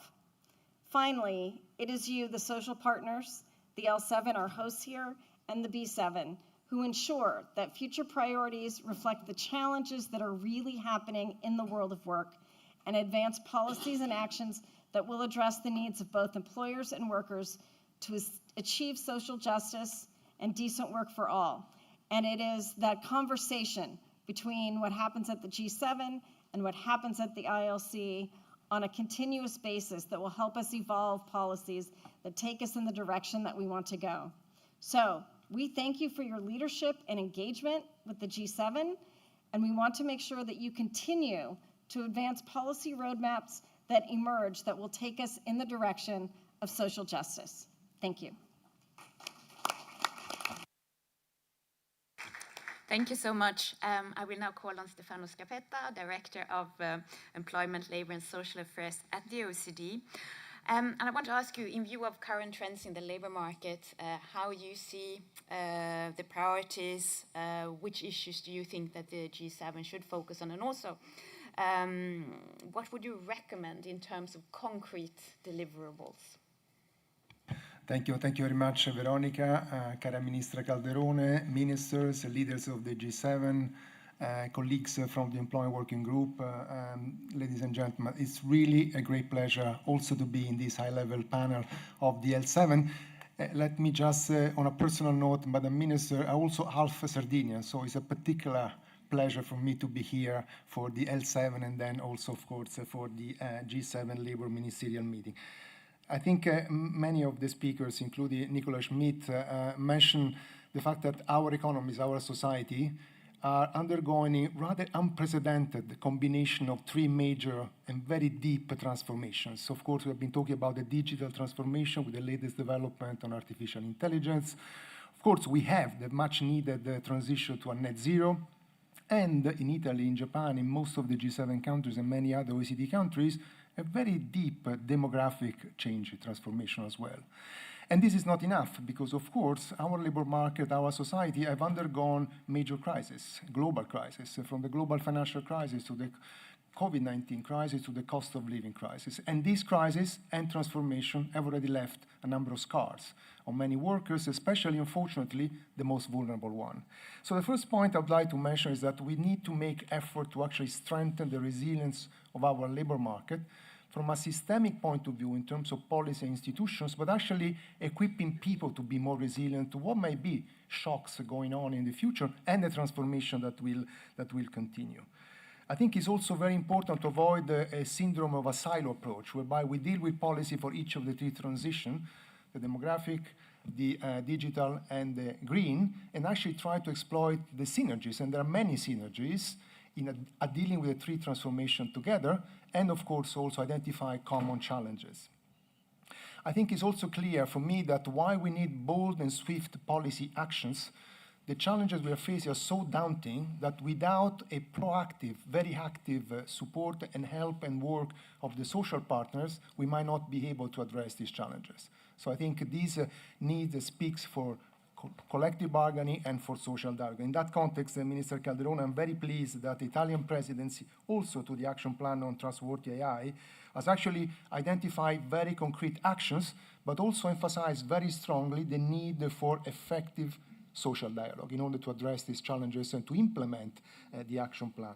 So Veronica, you were asking what are some of the main priorities. Let me share them for the three major transformations. First, in supporting workers in the green transition. A point I made yesterday is that this green transformation toward net zero is a policy driven. It's different from the digital and the demographic changes. So to some extent, can be designed in a way to be fair by bringing at the core of the green transition those policies that might help minimize the impact on individual workers, on households, and on the communities. I think you might have seen the evidence from the OECD suggests that we might not expect a massive negative or positive employment effect associated with net zero transition, but there will be significant disruptions. A number of the high emission sectors will downsize and many jobs will be lost. The important point here is that 80% of the emission are produced in activity that account only for 7% of employment. So the effect, the negative effect, are going to be concentrated in a relatively small number of workers, but the effect will be very significant. Our estimates suggest that even 5 years down the road, these workers might still be facing significant decline in their earnings. I think we need, therefore, specific policy which are well-targeted to help the individuals, but also to help the communities. The new job, the new green jobs, they account for 20% of total employment, so many more are not going to be in the same areas where the job might be lost. So there will be also potentially an increase in geographical disparities. We need to have proactive policies to anticipate changes and therefore to help workers and community even before the shocks actually has taken place. And here, of course, you need the employers. You need the trade union and the worker representative to identify those workers and activities that may be affected and actually to design together the kind of preventive measure that can help reduce and minimize the cost for the workers involved. The risk of not doing that, not pursuing a fair transition, is that the transition may actually be slowed down. And unfortunately, we have seen that because workers are worried, and workers and community are worried about the impact that this might have. The second priority, of course, is to taking action to achieve the human-centered adoption of safe, secure, and trustworthy AI in the workplaces. I think a lot has been done. Again, the evidence from the OECD, here we have been very concrete. We have asked employers, we have asked workers about the impact of artificial intelligence. Of course, this is changing very rapidly, but the evidence suggests that we are not expecting a massive negative employment effect, but a lot of transformation. Workers would have to acquire skills and competences that they might not have. So investing in training and retraining is going to be essential. Actually, interesting enough, those most challenges by generative AI are not the low-skilled, but tend to be the high-skilled. Though, for them, it's much easier to actually be complementary to what the algorithm can actually do. While on the other end, for the low-skilled workers, the risk is that they might lose the job altogether. So again, targeted policy, in my view, is essential. The adoption of the G7 plan for human-centered, safe, secure, and trustworthy AI, I think is really a good step to move from good principle, the OECD updated its principle on trustworthy AI, into action. And I think I count on the OECD and the colleagues from the ILO to support you in actually documenting and seeing how much progress we are making into the implementation. The action plan, again, gives a strong emphasis as one of the pillars to social dialogue. There is a lot that good policy can do. We don't have to reinvent the wheel. We have to identify those high risks and whether our existing legislation, existing policy can help workers, companies to address this risk and try to identify those areas where they might need to further action, further policy. But I think, again, the social partner should play a very important role. And the third priority, of course, is to promote a longer working life and strengthen the care sector. Minister, you mentioned, of course, that. The population in G7 countries continue to age rapidly. I mean, in Sardinia, we have the highest proportion of people more than 100 years. The numbers are pretty striking. In Italy and Japan, by 2060, the working age population will be lower by more than 30%. So 1/3 of the working age population today will no longer be there. So this is a massive transformation that our economies will undergo. So we need comprehensive action by the government, with the social partner and the civil society to provide incentives, but also opportunity for workers and employers to actually promote an active aging, but actually to make the condition for all the workers to stay longer into the labor market, to adapt the working condition, to make sure they have access to training, retraining program. And again, artificial intelligence can be a very important tool to actually promote this adaptation in our workplace. The action also, and I think I need to commend the G7 for the policy principle, which will be hopefully adopted tomorrow, because again, they identify concrete action to actually promoting active aging and to address, at least to some extent, population aging. So the final point I would like to say, count on the OECD, of course, always together with our colleagues at the ILO, to support the G7 into the implementation of the AI action plan, to the implementation of the principles on a resilient world of work in an aging society, and for all the other commitment that you will discuss tomorrow with all the other G7 ministers. Thank you very much. Thank you so much, Stefano. To conclude the list of our guest speakers, I'm now going to turn to Roberto Suarez, who is the Secretary General of the IUE. And I want to thank you also for the great cooperation on our joint statement. I hope you are as pleased as we are. Well, you can tell us. And also if you can tell us a bit about B7's priorities for the G7. We are pleased about our joint declaration. I mean, we'll sell the product tomorrow, I think. Veronica, thank you very much for inviting us, for this joint cooperation with the labor movement. I'm going to focus on areas where we need to work farther together, okay? And regarding G7 priorities. Let me just start with a point that some of you have already stressed, and I think also the deputy, the minister, you also referred to that, but also many of you regarding the profound transformations that we are experiencing. These profound transformations, remember in 2019, we started with the future of work, which is now the present of work, and we all predicted many things. Most of these things are reality now. Sometimes we do not realize how also the world of business has transformed and is transforming. I mean, if you see the reality of a small and medium company, you will see how global they are becoming. I mean, the idea of having just the global players, multinational companies, is diminishing in terms of weight, which already says something, and this something is that, remember the word globalization, and you refer to that. Globalization is not disappearing, it's increasing, but it's true, and that's where we have to act, that it has been put into question for many reasons. I mean, legitimate or not legitimate. The way we handle this globalization trend, now in the WTO we talk about the reshaping globalization, or I think similar wording. It's up to us, and it's up also to a strong cooperation between different actors. Our concern is that a nationalist movement, a protectionist movement, will let us back in terms of social progress and social cohesion, and also progress for business.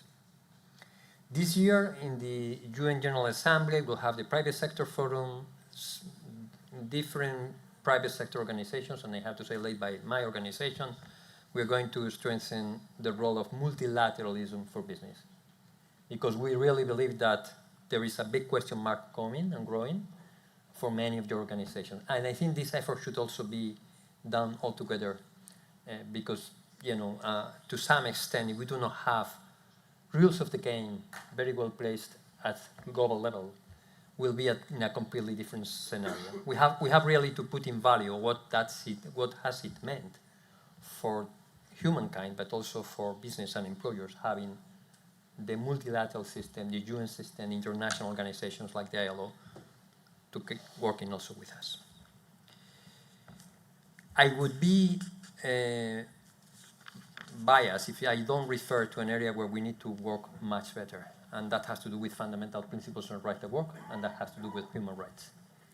We are very much aware of the expectations that society has in business in terms of their supply chains.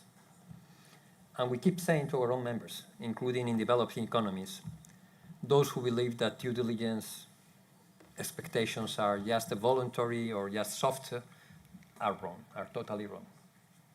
We have to be credible. We have to lead with example.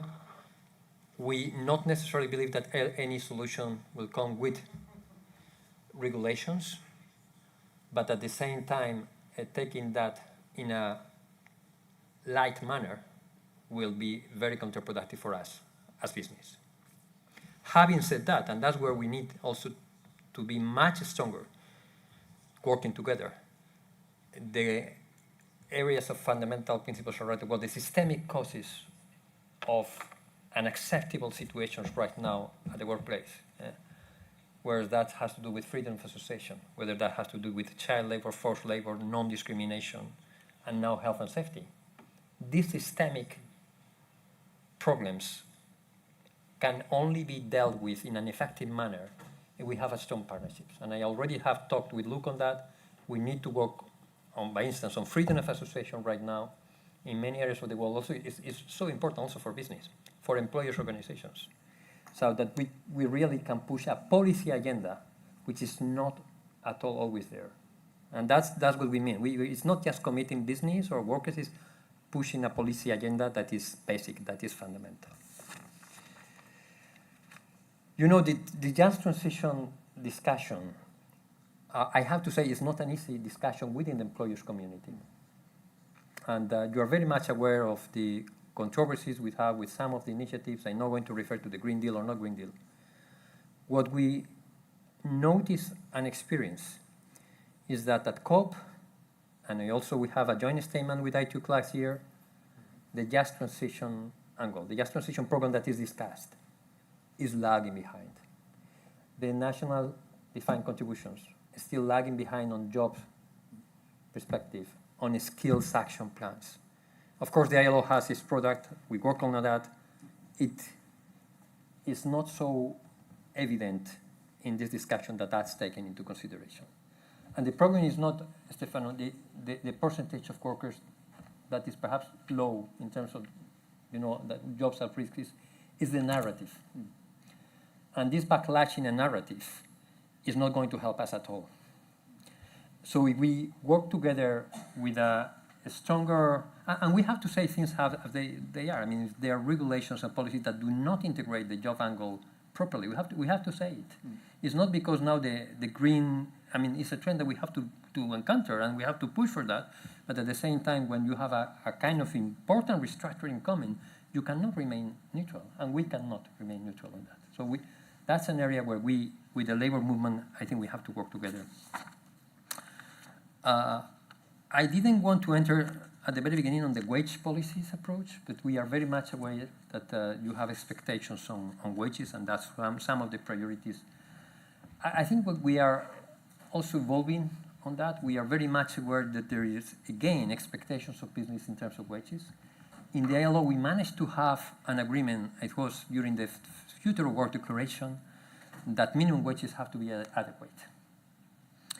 And this year, we also had another agreement, which was also difficult for us, on what living wages more or less mean and how we have to act on that.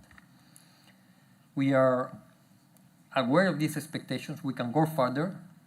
What I want to call your attention on, and I know that you don't forget it, but it's just to integrate also in your own approach.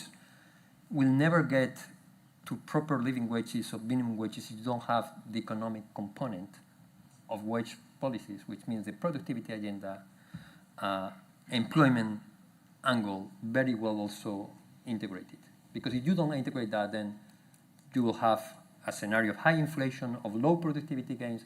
So this is the binomial and the balance where also we have to work further together. I am a fan of the skills agenda. People in the ILO knows me because I have been pushing for having ILO in a leadership role also in terms of skills and skills anticipation, not for developed, I know that this is G7, but it's not for developed economy. Developing economies, if you go to a developing economy, again, the skills agenda needs much more support from international organizations. And that's a key, more than ever, it's a key driver of success for these economies. You see that in India, they had a strong skills agenda, now they're in a slightly different situation, even though they have issues. I know that it's not easy also to be a trade unionist sometimes there, but the skills agenda was very strong. So if we push together as a productivity push from workers and employers on having a skills anticipation agenda much better integrated into these policies, I think that would make a favor to the workers and employers. And last but not least, social dialogue is not a given. Social dialogue requires some conditions, and these conditions are not always there. You need free employers and workers organizations. You need capable employers and workers organizations. You need also a kind of maturity in terms of dialogue. I don't know the percentage, and I'm looking at slides on how many countries in the world can say that they have a kind of social dialogue level that can be considered as appropriate. But there is so much work to do in terms of creating these conditions that any action that we can do on the ground on these areas will have an impact. I'm sure of that. So I'm committed. We are committed to work with you on that, and thank you again for listening to me. Thank you very much, Roberto, for sharing business perspective.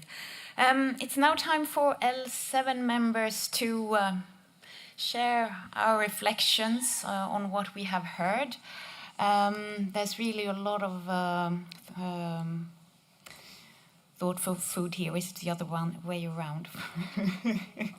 And I'm going to start with the Italian General Secretaries and then Luke, General Secretary of the Ituc. But I would also like to invite our L7 trade union leaders to raise your flag if you would like to intervene. I think it would be great to hear your voices as well, because so many things have been said. We agree with a lot of things. We have heard many, many good interventions, but there are also some issues where there is disagreement. And I think we need to address those too. So I just encourage you to please reflect on whether you want to intervene while we start with our Italian colleagues. And first out is Maurizio Landini, General Secretary of Cgil.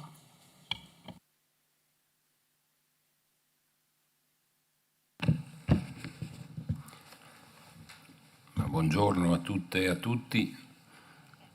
Penso siano state giornate di discussione molto importanti e credo che abbiamo percepito tutti che la, diciamo così, dimensione generale delle trasformazioni che stiamo vivendo pongono a tutti il problema che le soluzioni non si possono trovare ognuno nel suo paese e ognuno da solo, ma che c'è la necessità, credo, sia sul piano sindacale, sia sul piano politico, di essere in grado di avere linee e posizioni comuni capaci di misurarsi con questa dimensione di grande cambiamento.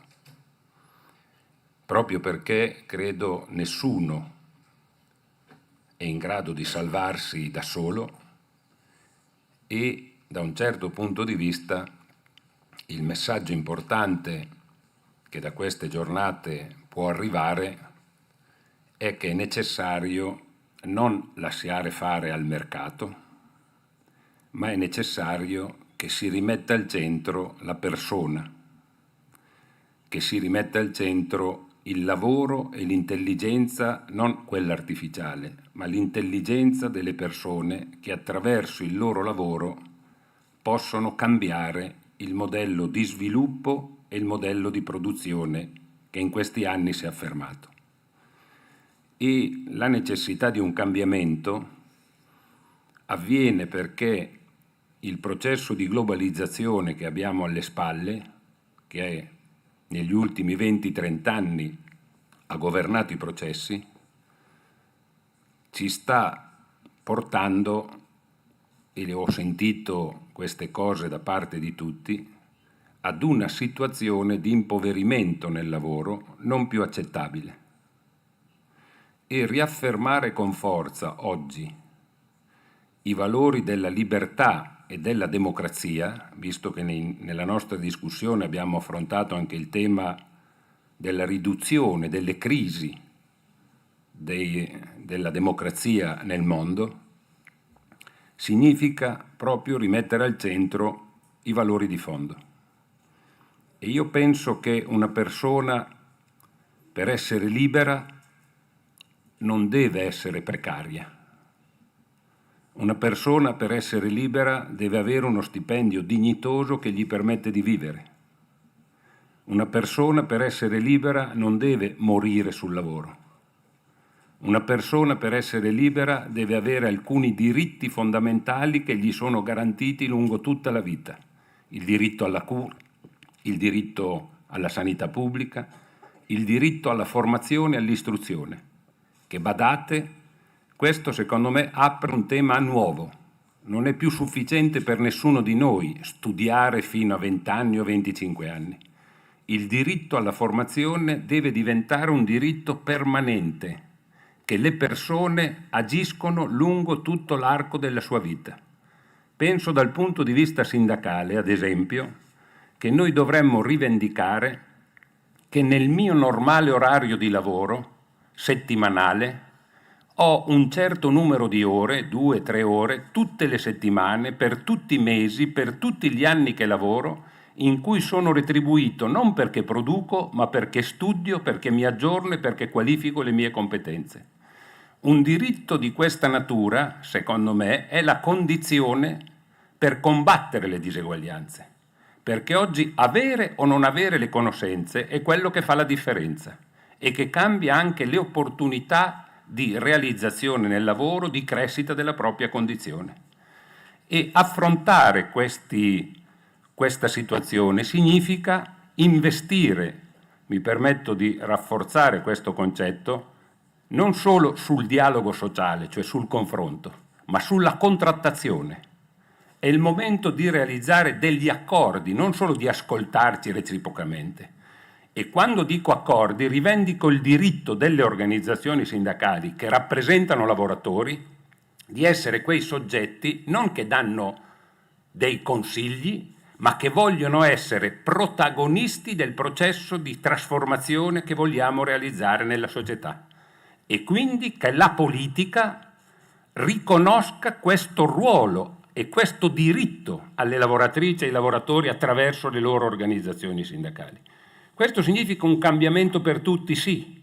Significa assumere però insieme che la nuova frontiera della democrazia e della libertà parte se le persone sono libere e se le persone sono messe nella condizione, attraverso il lavoro che fanno, non solo di realizzarsi, ma di poter discutere anche di che cosa si produce, di come lo si produce, con quale sostenibilità ambientale, con quale sostenibilità sociale. La giusta transizione determina questa caratteristica.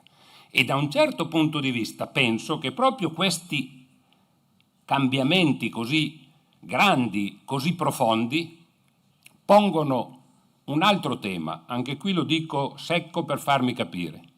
Il mercato da solo non è in grado di governare processi di questa natura e quindi c'è bisogno anche di politiche industriali e di politiche pubbliche che utilizzino anche le risorse pubbliche per indirizzare e costruire un nuovo modello di sviluppo e un nuovo modello di lavoro. E in questo caso combattere le diseguaglianze significa aumentare i salari e gli stipendi delle persone, anche introducendo una legislazione che rafforzi la contrattazione collettiva e i salari minimi, ma vuol dire anche colpire e tassare le grandi ricchezze, perché quello che sta venendo avanti in molti paesi, a partire dal nostro, che la tassazione è più forte sul lavoro dipendente e sui pensionati che non sulle rendite finanziarie, che non sui profitti delle imprese. E quello che è avvenuto in questi anni è una concentrazione della ricchezza in mano a pochi e un impoverimento del mondo del lavoro. Non si può essere poveri lavorando. Se è così, vuol dire che c'è un modello sociale ed economico che non va bene. E non è un caso che la crisi della democrazia, che abbiamo discusso in questi giorni, in molti casi porta tante persone a non andare a votare o a non sentirsi più rappresentato da nessuno. E molto spesso buona parte di queste persone sono proprio quelle che lavorano. Allora io credo che la discussione che dobbiamo fare assieme, proprio perché stiamo vivendo in un momento dove, come molti di voi hanno richiamato, siamo nel pieno anche di una guerra, siamo nel pieno del rischio di una corsa al riarmo, anziché investire per una giusta transizione, per estendere le tutele e i diritti, per governare questi processi. Allora credo che sia davvero molto importante la consapevolezza che per affrontare questa trasformazione, questi cambiamenti, abbiamo bisogno di lavorare assieme, ma abbiamo bisogno però che il lavoro e le persone e la giustizia sociale tornino ad essere i cardini delle politiche economiche e sociali che noi vogliamo rappresentare. E per questo non è solo un ragionamento sindacale, mi permetto di dire. Io penso che sia proprio un ragionamento di modello economico, sociale, di società che noi in un qualche modo vogliamo affermare. E questo, mi sento di dire, può essere il messaggio da indicare anche ai ministri che domani si incontrano, proprio perché queste siano le tematiche naturalmente che debbono essere affrontate. E dal punto di vista sindacale, credo proprio che noi dobbiamo anche impedire che si sviluppi ancora di più quella competizione tra le persone che per vivere debbono lavorare. Io faccio questo esempio e concludo su questo punto. Ieri sera noi sindacati italiani, qui proprio in questa sala, finito i lavori, abbiamo incontrato una delegazione di lavoratori sardi, perché ad esempio una grande multinazionale ha annunciato di voler cessare le attività, producono lo zinco, lasciando a casa 1000 persone, e non è che smettono quell'attività. Quell'attività ci hanno comunicato che forse intendono andarla a produrre o in Spagna, in Germania, non c'entrano, in altri paesi, semplicemente perché in quegli altri paesi al limite il costo dell'energia è inferiore rispetto a quello che avviene da noi. Ecco, io penso, se lo dico da un punto di vista sindacale, io penso che uno dei compiti delle organizzazioni sindacali sia quello di impedire che le persone che per vivere hanno bisogno di lavorare, per farlo debbano competere tra di loro. E da un certo punto di vista questo ci pone proprio il tema, se vogliamo affrontare questi processi, di come sia necessario avere politiche, in questo caso energetiche, avere politiche fiscali, avere politiche di diritti del lavoro, dove la competizione non la giochi sulla riduzione dei costi o sulla riduzione dei diritti, ma la giochi sulla qualità dei processi che fai, sull'innovazione, sugli elementi che sei in grado di mettere in campo. Ecco, io lo faccio questo come esempio, perché questi sono temi che viviamo purtroppo tutti i giorni e da un certo punto di vista, se noi vogliamo recuperare anche la credibilità e la fiducia delle persone che vogliamo rappresentare e che senza la loro fiducia la democrazia entra in crisi, allora deve diventare compito di ognuno di noi affrontare questi temi. Qui si è parlato di obiettivi finalizzati alla felicità delle persone. Io lo dico per me, non voglio parlare per altri. Io non riesco ad essere felice se le persone che devo rappresentare stanno male e non sono nella condizione di arrivare alla fine del mese. E da un certo punto di vista, per essere felice, ho bisogno che quelli che sono attorno a me abbiano la possibilità di essere felici, e sono felici perché hanno la possibilità di vivere con dignità e con sicurezza e di poter essere soggetti che partecipano anche a questo processo di cambiamento. Ecco, io credo che la funzione del sindacato debba avere questa caratteristica oggi, e da un certo punto di vista è quello che chiediamo anche alle forze politiche e che chiediamo anche al sistema delle imprese. Oggi al centro non ci deve essere il profitto fine a se stesso, ci deve essere anche una responsabilità sociale anche di chi fa impresa.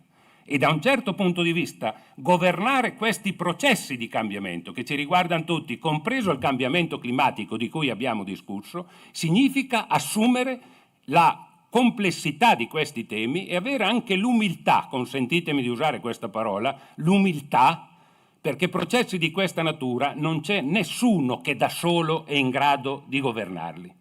C'è bisogno dell'intelligenza collettiva di tutti e c'è bisogno del riconoscimento reciproco. Quando parlo di contrattazione e non semplicemente di dialogo sociale, perché chiedo che venga riconosciuto che esistono due soggetti.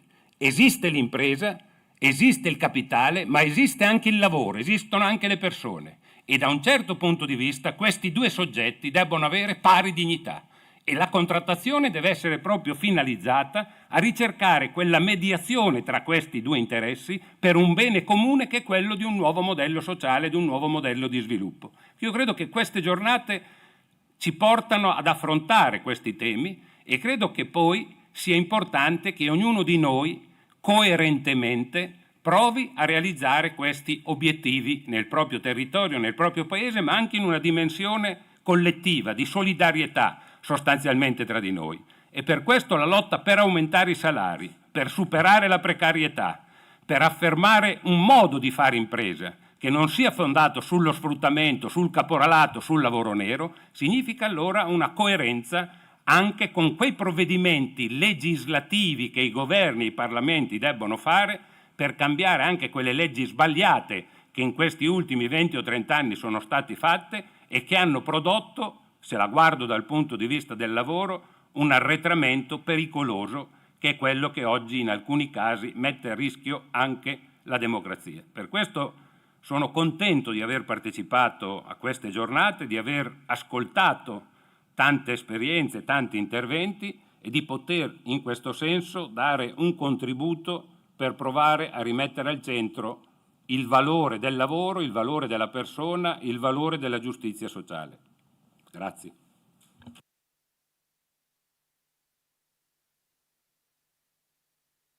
Thank you so much, Maurizio. I will now call on Luigi Sbarra, who is the General Secretary of Cisl.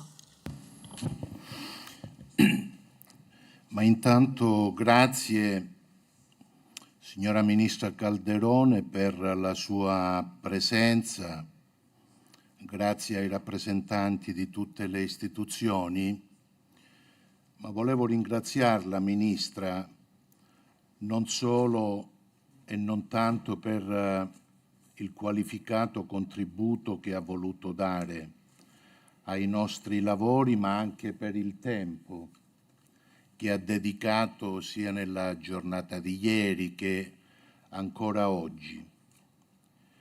Volevo per il suo tramite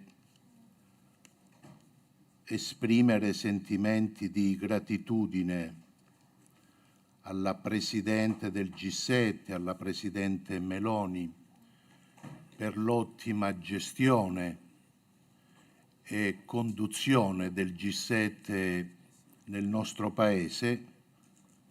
Si ricordava ieri, avviato sotto i buoni auspici con l'incontro che abbiamo fatto a Palazzo Chigi prima del vertice in Puglia.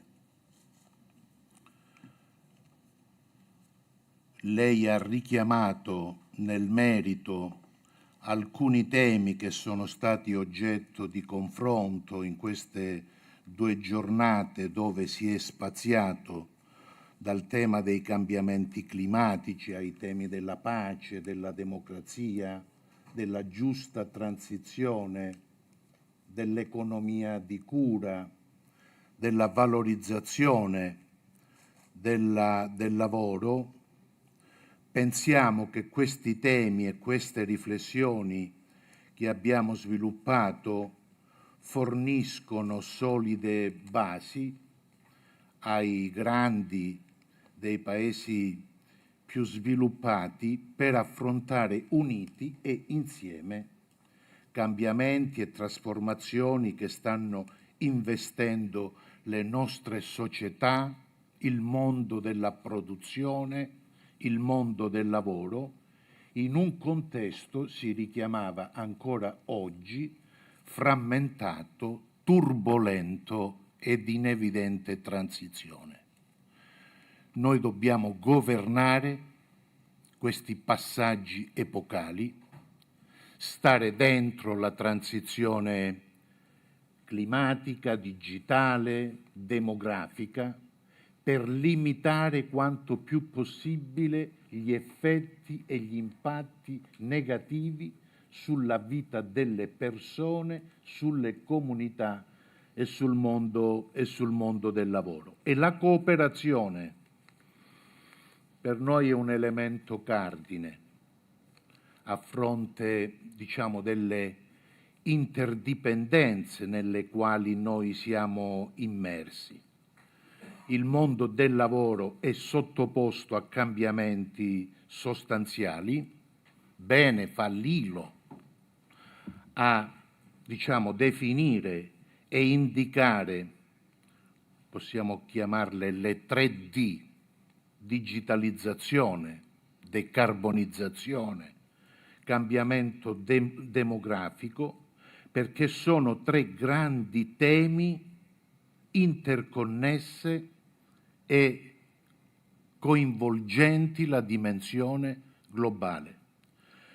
Noi dobbiamo stare dentro il cambiamento del lavoro, impegnarci per il lavoro dignitoso, per un lavoro sicuro, per un lavoro ben retribuito, contrattualizzato, per opporci al tanto lavoro nero, alle condizioni di sfruttamento e di negazioni di diritti e di tutele, e come sindacato dobbiamo fare questo utilizzando gli strumenti propri della rappresentanza sociale, le buone relazioni sindacali, la buona contrattazione collettiva che va rafforzata, va estesa.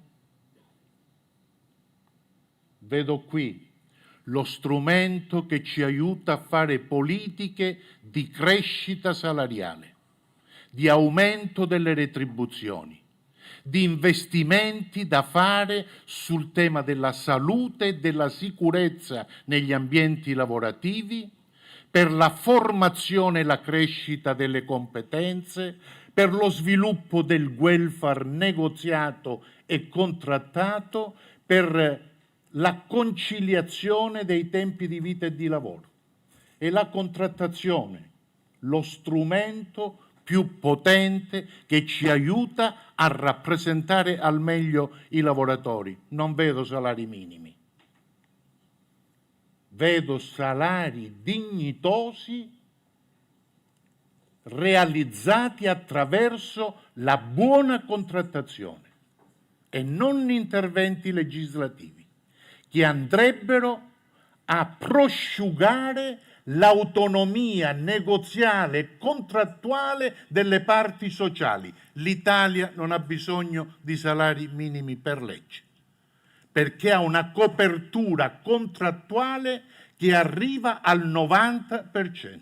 Non c'è attività economica e non c'è lavoratore che non abbia in questo Paese un contratto collettivo nazionale di riferimento. Ma la dobbiamo affrontare e risolvere rinnovando i contratti. Dobbiamo alzare, recuperare produttività per poterla redistribuire attraverso la contrattazione di secondo livello. Dobbiamo stare dentro i cambiamenti del lavoro e dobbiamo stare dentro queste sfide che incidono sul modello di crescita, sulla gestione di transizioni che invocano condizioni ben governate di riconversione tecnologica, ecologica, attenti alla dimensione sociale. Da questo punto di vista trovo illuminante il monito di Papa Francesco, quando ci invita a tenere insieme e in equilibrio digitalizzazione, tecnologie, automazione, robotica, intelligenza artificiale con una nuova dimensione, con un nuovo umanesimo del lavoro, che mette in priorità la dignità della persona, la qualità e la stabilità dell'occupazione. Penso che nella dimensione internazionale bisogna trovare soluzioni per riconciliare le esigenze tra investimento e debito, tra politica industriale e libera concorrenza, tra urgenza climatica e attività economica, questo salvaguardando il bene più prezioso che per noi si chiama lavoro e democrazia. E il G7 può sicuramente offrire un grande contributo ad affrontare questi cambiamenti, supportando gli obiettivi che ci siamo dati di sviluppo sostenibile, difendendo principi, diritti, libertà. Bisogna stare insieme. E l'auspicio che vedo è che questo patrimonio di visione, di elaborazione che abbiamo costruito in queste giornate e nelle giornate del G7 in generale, tutto questo possa essere anche esempio da offrire in contesti più ampi come il G20, dove insistono paesi che hanno difficoltà ben superiori alle nostre. Ecco perché è importante che i paesi del G7 riconoscano e promuovono esigenze collegate allo sviluppo, al governo delle transizioni, e penso che tutto questo può essere foriero di importanti risultati, di importanti conquiste che dobbiamo tenere insieme, valorizzando il dialogo sociale, valorizzando le relazioni sindacali e la stessa contrattazione, valorizzando in una logica di patto e di alleanza sociale tra istituzioni, politica, sistema delle imprese e organizzazioni sindacali, la realizzazione di prospettive vere per il bene comune.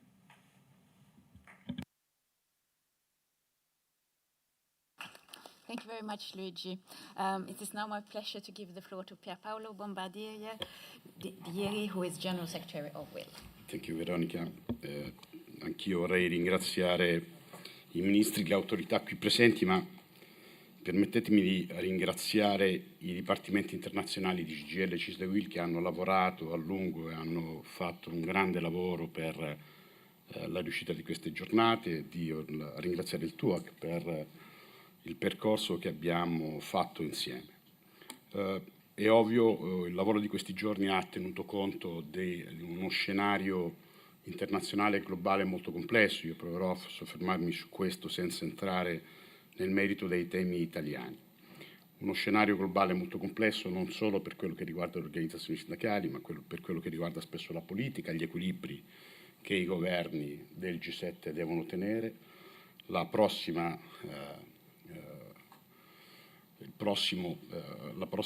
necessità di formare una nuova Commissione europea, quindi abbiamo uno scenario molto complesso. In questi giorni però siamo riusciti a trovare dei punti d'intesa. Per quello che ci riguarda noi li abbiamo raggiunti partendo da un presupposto che è necessario per tutti, almeno questo si è detto a questo tavolo senza distinzioni, intervenire sulle diseguaglianze che noi registriamo in modo sempre più esasperato. E per quello che ci riguarda, ovviamente l'intervento sulle diseguaglianze avviene attraverso il lavoro, attraverso la dignità del lavoro. E ovviamente noi abbiamo evidenziato e valorizzato il dialogo sociale lo abbiamo scritto nel documento, lo abbiamo condiviso. Ma vorrei ricordare a me stesso che il dialogo sociale è uno strumento, è di per sé uno strumento, non un obiettivo. È uno strumento per garantire l'intervento, il superamento di quelle diseguaglianze, è uno strumento per garantire una modalità di confronto che spesso noi non riusciamo ad avere. Una modalità di confronto perché, vorrei ricordare, in molti paesi, siamo nell'ambito del G7, noi dovremmo sforzarci per garantire la libertà associativa. Non in tutti i paesi è garantita la possibilità di associarsi come organizzazioni sindacali e questo deve diventare un tema e una responsabilità sulla quale noi tutti dobbiamo fare qualcosa in più. È chiaro che quando parliamo di dialogo sociale abbiamo degli obiettivi, quello delle diseguaglianze, ma vorrei dire che ci sono dei temi per noi prioritari che entrano nel merito delle questioni che noi dobbiamo affrontare. Il primo è quello della crescita dei salari. Noi parliamo di dialogo sociale, parliamo di confronto, ma abbiamo un tema, lo abbiamo come organizzazioni sindacali, ma io dico che ce l'abbiamo anche complessivamente, perché se non crescono i salari la macroeconomia ci dice che non c'è crescita e di conseguenza si aprono periodi di crisi. La crescita dei salari, anche vedendo i valori dell'Ocse, sono sotto i valori del 2019. Sotto i valori del 2019 perché molti spesso dimenticano che noi abbiamo registrato per i salari una perdita del potere d'acquisto che parte dall'inizio della pandemia. Quella pandemia ha falcidiato il potere d'acquisto e noi dobbiamo recuperare non solo attraverso gli strumenti contrattuali, sui quali stiamo lavorando e attraverso i contratti, ma anche attraverso l'intervento dei governi, quel potere d'acquisto. Questo per noi è uno strumento importante perché riguarda il lavoro, riguarda la nostra attività principale, accanto alla quale io metto quella della sicurezza sul lavoro. Si è ricordato la campagna Zero Morti sul Lavoro, si è ricordato come l'impegno al rispetto della dignità della vita umana debba per noi essere un impegno prioritario. Noi su questo pensiamo che ci sia la necessità di lavorare insieme e ci aspettiamo che i lavori della G7 che partiranno oggi pomeriggio prenderanno in considerazione queste nostre preoccupazioni, partendo dai salari e ricordando che non abbiamo ovunque la stessa situazione. Io ho sentito il rappresentante degli industriali internazionali dire che il salario minimo esiste dove c'è la produttività. Io penso che il salario minimo debba esistere dove c'è il lavoro e non c'è un contratto, perché altrimenti il salario è dato senza regole. Noi pensiamo che questo sia il percorso da seguire, pensiamo che questo sia uno dei temi, accanto ad altri, ne cito uno che è stato spesso richiamato, che è quello della transizione. È bene riaffermare, almeno per quello che ci riguarda, che la transizione giusta è la transizione che è in grado di garantire una transizione sociale. Se non c'è transizione sociale, noi non avremo una transizione giusta. E per avere una transizione sociale è necessario intervenire sul versante delle aziende. La responsabilità sociale non può rimanere solo una dichiarazione richiamata nei documenti, è la garanzia della formazione, della riqualificazione professionale, degli ammortizzatori sociali che sono stati garantiti durante la pandemia da programmi come Cisl, devono diventare strumenti ordinari per affrontare questo periodo di transizione. Ovviamente, noi stiamo parlando nell'ambito dei paesi del G7, ma pensiamo che ognuno di noi, auspichiamo che ognuno dei paesi del G7 possa fare uno sforzo in più per promuovere i diritti dei lavoratori a livello mondiale. Noi partiamo nei nostri paesi, nelle nostre relazioni, da situazioni che hanno una garanzia di rapporti, hanno una garanzia di regole, ma questo non avviene dappertutto e credo che sia un impegno comune far sì che questo rispetto dei diritti dei lavoratori sia portato quanto più possibile a livello mondiale. D'altronde ne abbiamo parlato ed è uno dei temi che abbiamo affrontato, che è quello dell'intelligenza artificiale, che è il tema sul quale noi abbiamo riaffermato la necessità del controllo umano. La necessità del controllo umano significa riuscire a determinare che gli algoritmi non siano gli unici regolatori della vita e dell'organizzazione del lavoro. Se noi affidiamo agli algoritmi la misurazione della produttività e della competitività, neghiamo il fattore umano sul quale noi oggi stiamo discutendo. E questo è lo sforzo che noi dobbiamo fare, lo dobbiamo fare insieme e noi dobbiamo però avere un obiettivo più ampio. La rivoluzione tecnologica che noi stiamo vivendo con l'intelligenza artificiale non può avere come obiettivo soltanto ed esclusivamente quello del controllo umano. Deve avere, almeno per quello che ci riguarda, come obiettivo quello del miglioramento delle condizioni di lavoro. E io aggiungo quello della riduzione dell'orario di lavoro a parità di trattamento economico. Il rapporto fra orario di lavoro e orario dedicato alla propria vita è un rapporto che deve avere uno sbilanciamento sull'orario dedicato alla propria vita quando noi utilizziamo le nuove tecnologie. Noi non possiamo parlare delle nuove tecnologie che aumentano solo la produttività e la competitività e non possiamo non tenere in conto che c'è una qualità della vita che per i lavoratori e le lavoratrici deve poter migliorare. C'è l'altro tema che è quello dell'invecchiamento attivo. Le società, in modo particolare la nostra, quella del nostro Paese in Italia, invecchia. La Ministra ha richiamato, e io di questo sono molto felice, il fatto che in Sardegna ci sono molti centenari. Se la Ministra mi consente una battuta, io spero che però questo non diventi il punto di riferimento per la discussione sulle prossime pensioni con il governo italiano, perché la situazione che abbiamo in Sardegna... Sì, appunto. Quindi, come dire, noi al netto dell'invecchiamento e al netto della necessità di garantire l'invecchiamento attivo, dobbiamo garantire regole certe per poter andare in pensione. E questo non riguarda solo l'Italia, riguarda un po' i paesi europei, perché se noi non garantiamo alle nuove generazioni la certezza del diritto, la certezza dei trattamenti economici, sarà complicato poter parlare del futuro del lavoro. Su questo, per quello che ci riguarda, lo abbiamo già detto in diverse occasioni, siamo pronti ad affrontare una discussione non legata alle singole manovre o non legata ai singoli interventi, ma una discussione che ridefinisca qual è lo stato sociale per quello che ci riguarda nel nostro Paese, ma io penso, lo dico alla presenza del Commissario, che noi dovremmo essere in grado di affrontare una discussione su qual è il livello dello stato sociale in Europa. Noi lo abbiamo incominciato a discutere quando abbiamo garantito SURE.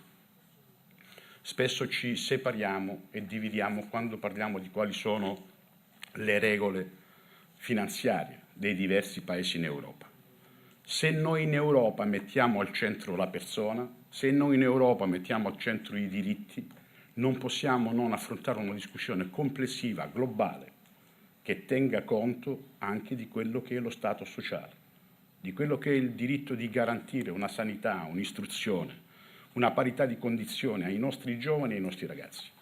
Ecco, io penso che questi siano i temi che abbiamo affrontato durante questi giorni, penso che siano i temi che consegniamo al dibattito dei ministri, sperando che siano colpiti da questo tema, da questi temi che riescano a trovare continuità.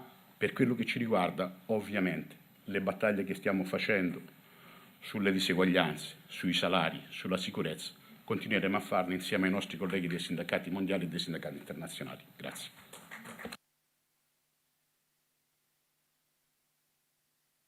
Thank you so much, PierPaolo. And now I would like to give the floor to Luc Triangle, General Secretary of the Ituc Csi. Thank you. For the sake of time, I promise that I will be very brief. So first of all, we are here with the 7 most important economies in the world. And we are discussing here a number of challenges related to the labor market. My first message is, if you can't solve and find solutions which are social, no one in the world will be able to do it.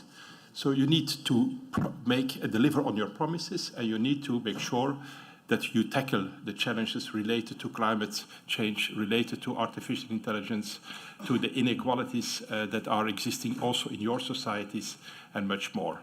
Second point, your responsibility goes beyond the 7 countries. You also have to assist other economies and other countries in the world that are counting on you to also be able to go through these transitions. We are going now to the COP29.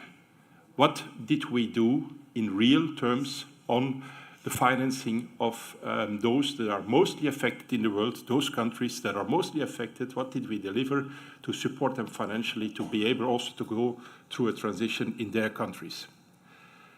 Third point, we are faced all over the last decades with, also in the G7 countries in general, a deterioration of the working conditions of people, an increase of informal work. According to the ILO, 60% of the people that work today have no social protection at all and are working in the informal economies. We have seen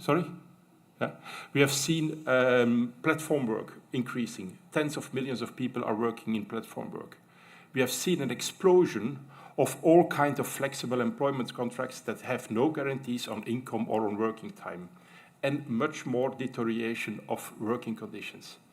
Well, I tell you, what is the conclusion of this, or what is the result of this?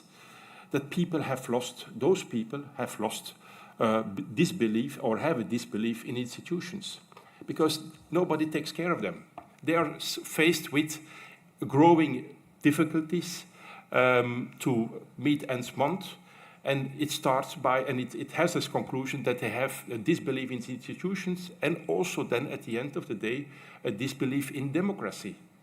And that is one of the sources that then has led to an increase of popularity of nationalist parties or populist parties that try to come up with easy solutions for their problems.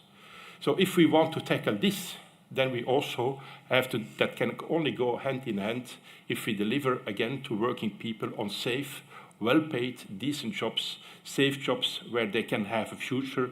Then they will also again believe in institutions and in democracy. So the whole reality today of the democracy and the state of democracy, which goes year after year is further in decline, and that's not me who says this, these are international institutions who do this measurement, that goes hand in hand with better working conditions and with delivering back to the working class, not only in the G7 countries, but worldwide. And we have, and that's my last point, we had our L20 meeting and G20 meeting a few weeks ago in Brazil, and a few of you were also there. Well, I ask you to be more ambitious as G7 labor and employment ministers. Be more ambitious, because what we did there in the G20 labor and employment minister was to have, for instance, side activities with those ministers. We had the Just Transition Summit the day before we had the L20 and the G20 labor and employment ministers. We need to engage with each other in more spaces than only in this meeting or today or tomorrow. We can do much more together to tackle also topics, for instance, in special events or in other moments that we can indeed debate. So I ask for more ambition as labor and employment ministers, and you will have the support of the trade unions in your countries. There is also a need for, indeed, and I think that also Veronica already mentioned it in her introduction, we are not only, obviously we are interested in the labor and employment agenda, but not only. We also want to be engaged in the environmental agenda. We want to be engaged in the finance agenda, because all this needs to be financed. And without our involvement in the finance track, we can discuss a lot, but it doesn't give us an access to those people that then decide on where do we need to invest what. And that's also where I think that trade unions and the L7 has to be involved. So with this, I would like to conclude asking again, let's not be too much self-confident on what we all do here. We have a role to play outside the world. The world is in bad shape.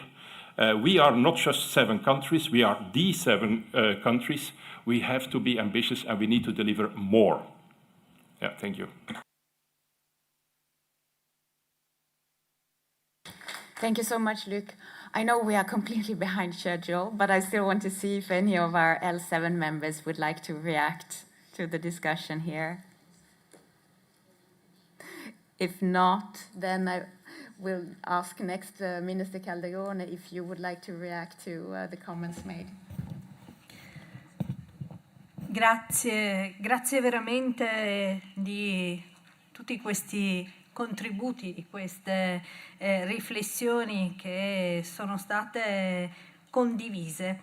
Grazie, lo voglio dire ad Anushekar Varma, a tutti quanti voi, per i complimenti fatti al lavoro dello staff del Ministero del Lavoro.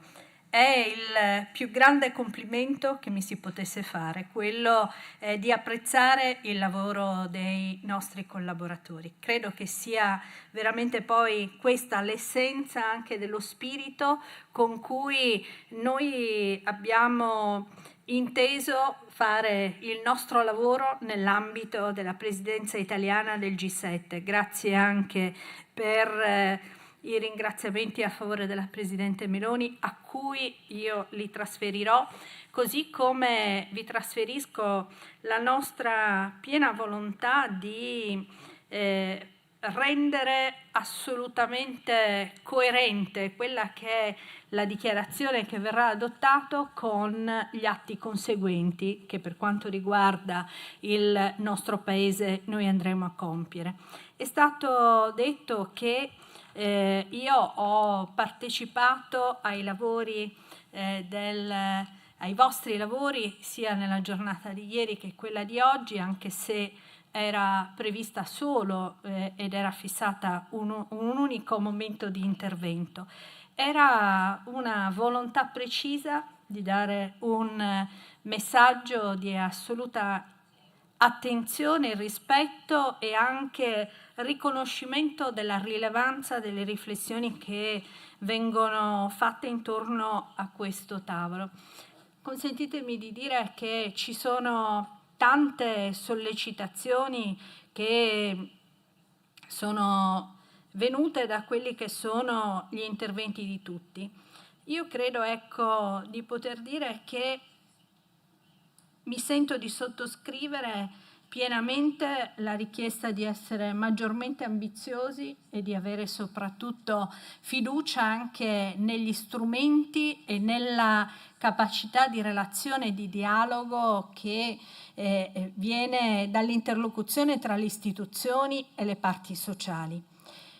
Noi abbiamo certamente dei doveri e anche degli obiettivi, abbiamo degli obiettivi e abbiamo dei doveri nei confronti dei cittadini che rappresentiamo, quello di essere coerenti con le scelte che facciamo e soprattutto con gli impegni che prendiamo.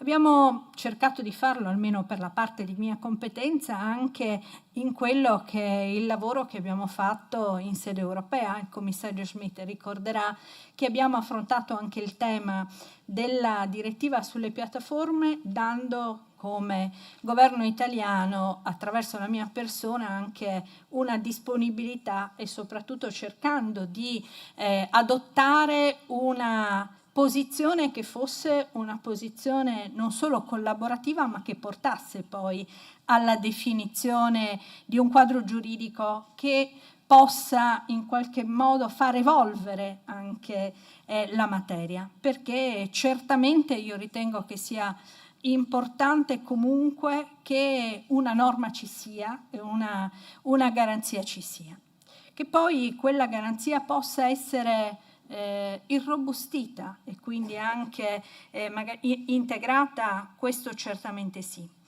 È evidente che noi per altri temi dobbiamo ribadire anche alcune posizioni e alcuni concetti. Per quanto mi riguarda, io credo fortemente nel valore della contrattazione collettiva e credo in quello che è il ruolo delle parti sociali. Questo l'ho detto, lo ripeto, non penso che il livello che la regolazione e quindi la regolamentazione debba sostituire invece la capacità delle parti sociali di fare degli accordi, di fare dei buoni accordi e soprattutto di fare e di costruire una buona contrattazione. Al limite, ecco, invece ci deve essere un impegno a definire che cos'è eventualmente un sistema di valorizzazione della buona contrattazione. Questo credo che sia importante.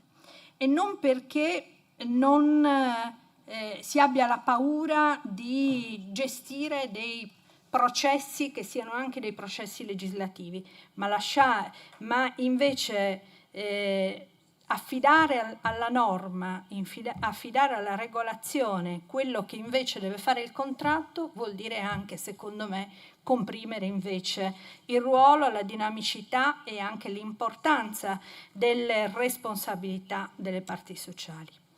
Io credo che tutto questo che stiamo costruendo insieme poi possa essere anche, come dire, tenuto insieme da impegni importanti, quello anche di valorizzare la partecipazione dei lavoratori nell'assunzione delle scelte anche a livello di scelte di impresa. Io credo che quello sia uno degli aspetti su cui sarà necessario lavorare. E per quanto riguarda i singoli temi della dichiarazione e soprattutto quello su cui abbiamo lavorato, io credo che ci sia nel documento finale, che poi è stato oggetto di lavoro continuo e costante in questi mesi, anche la consapevolezza che tutti i temi hanno una loro dimensione e soprattutto una loro interrelazione importante. Guardare a società che cambiano e che soprattutto hanno bisogno anche di avere una prospettiva di lungo periodo in cui far convivere in modo non solo soddisfacente ma anche tutelante per i diritti dei singoli le varie dimensioni di vita, credo che sia il più grande degli impegni che dobbiamo prendere congiuntamente. Per quanto mi riguarda, e qui ovviamente mi spoglio per un attimo di quello che è il ruolo oggi di soggetto che deve condurre il G7 Lavoro in quanto presidenza di turno del G7 e quindi assolutamente con un ruolo di parità nei confronti degli altri paesi e invece mi permetto di trasferire un messaggio che è solo, come dire, nazionale. La mia disponibilità è a far sì che quello che ci siamo detti e gli impegni che abbiamo assunto in questa sede poi possano presto essere tradotti in momenti di confronto su tutti i temi senza preclusioni di argomenti. Grazie a tutti quanti voi, noi ci rivediamo a partire da domani mattina con un'agenda molto impegnativa in termini anche di tempi e di tempistiche da rispettare, ma io sono sicura assolutamente stimolante, di altissimo livello e di altissimo profilo anche per la grande qualità delle persone che animeranno i nostri dibattiti. Grazie veramente.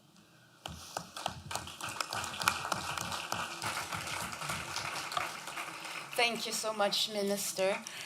To conclude this discussion, I would like to raise 4 points. Trust me, I will be brief.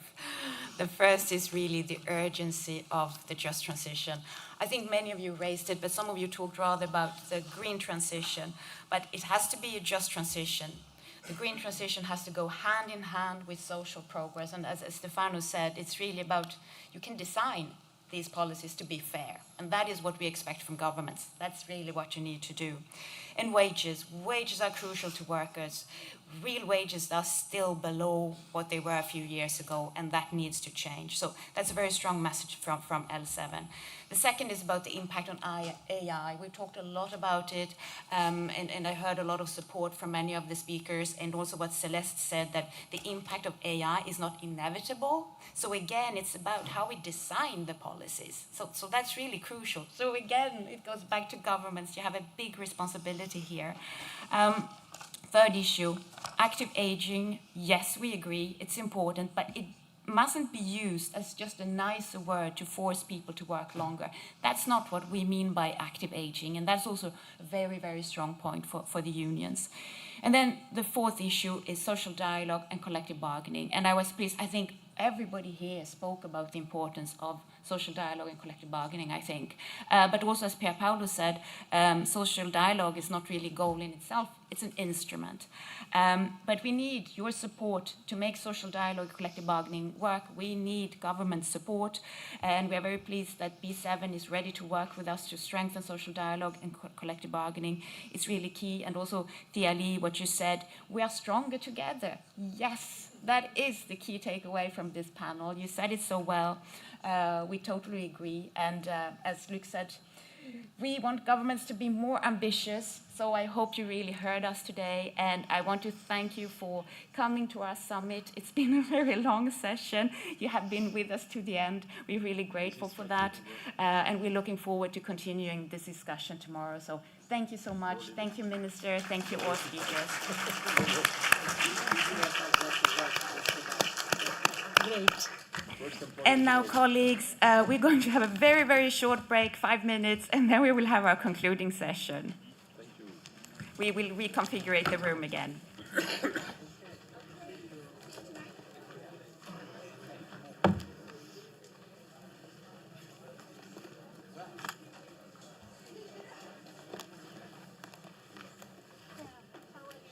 Wonderful. Maravillosa. I love having such a good time. Saturday.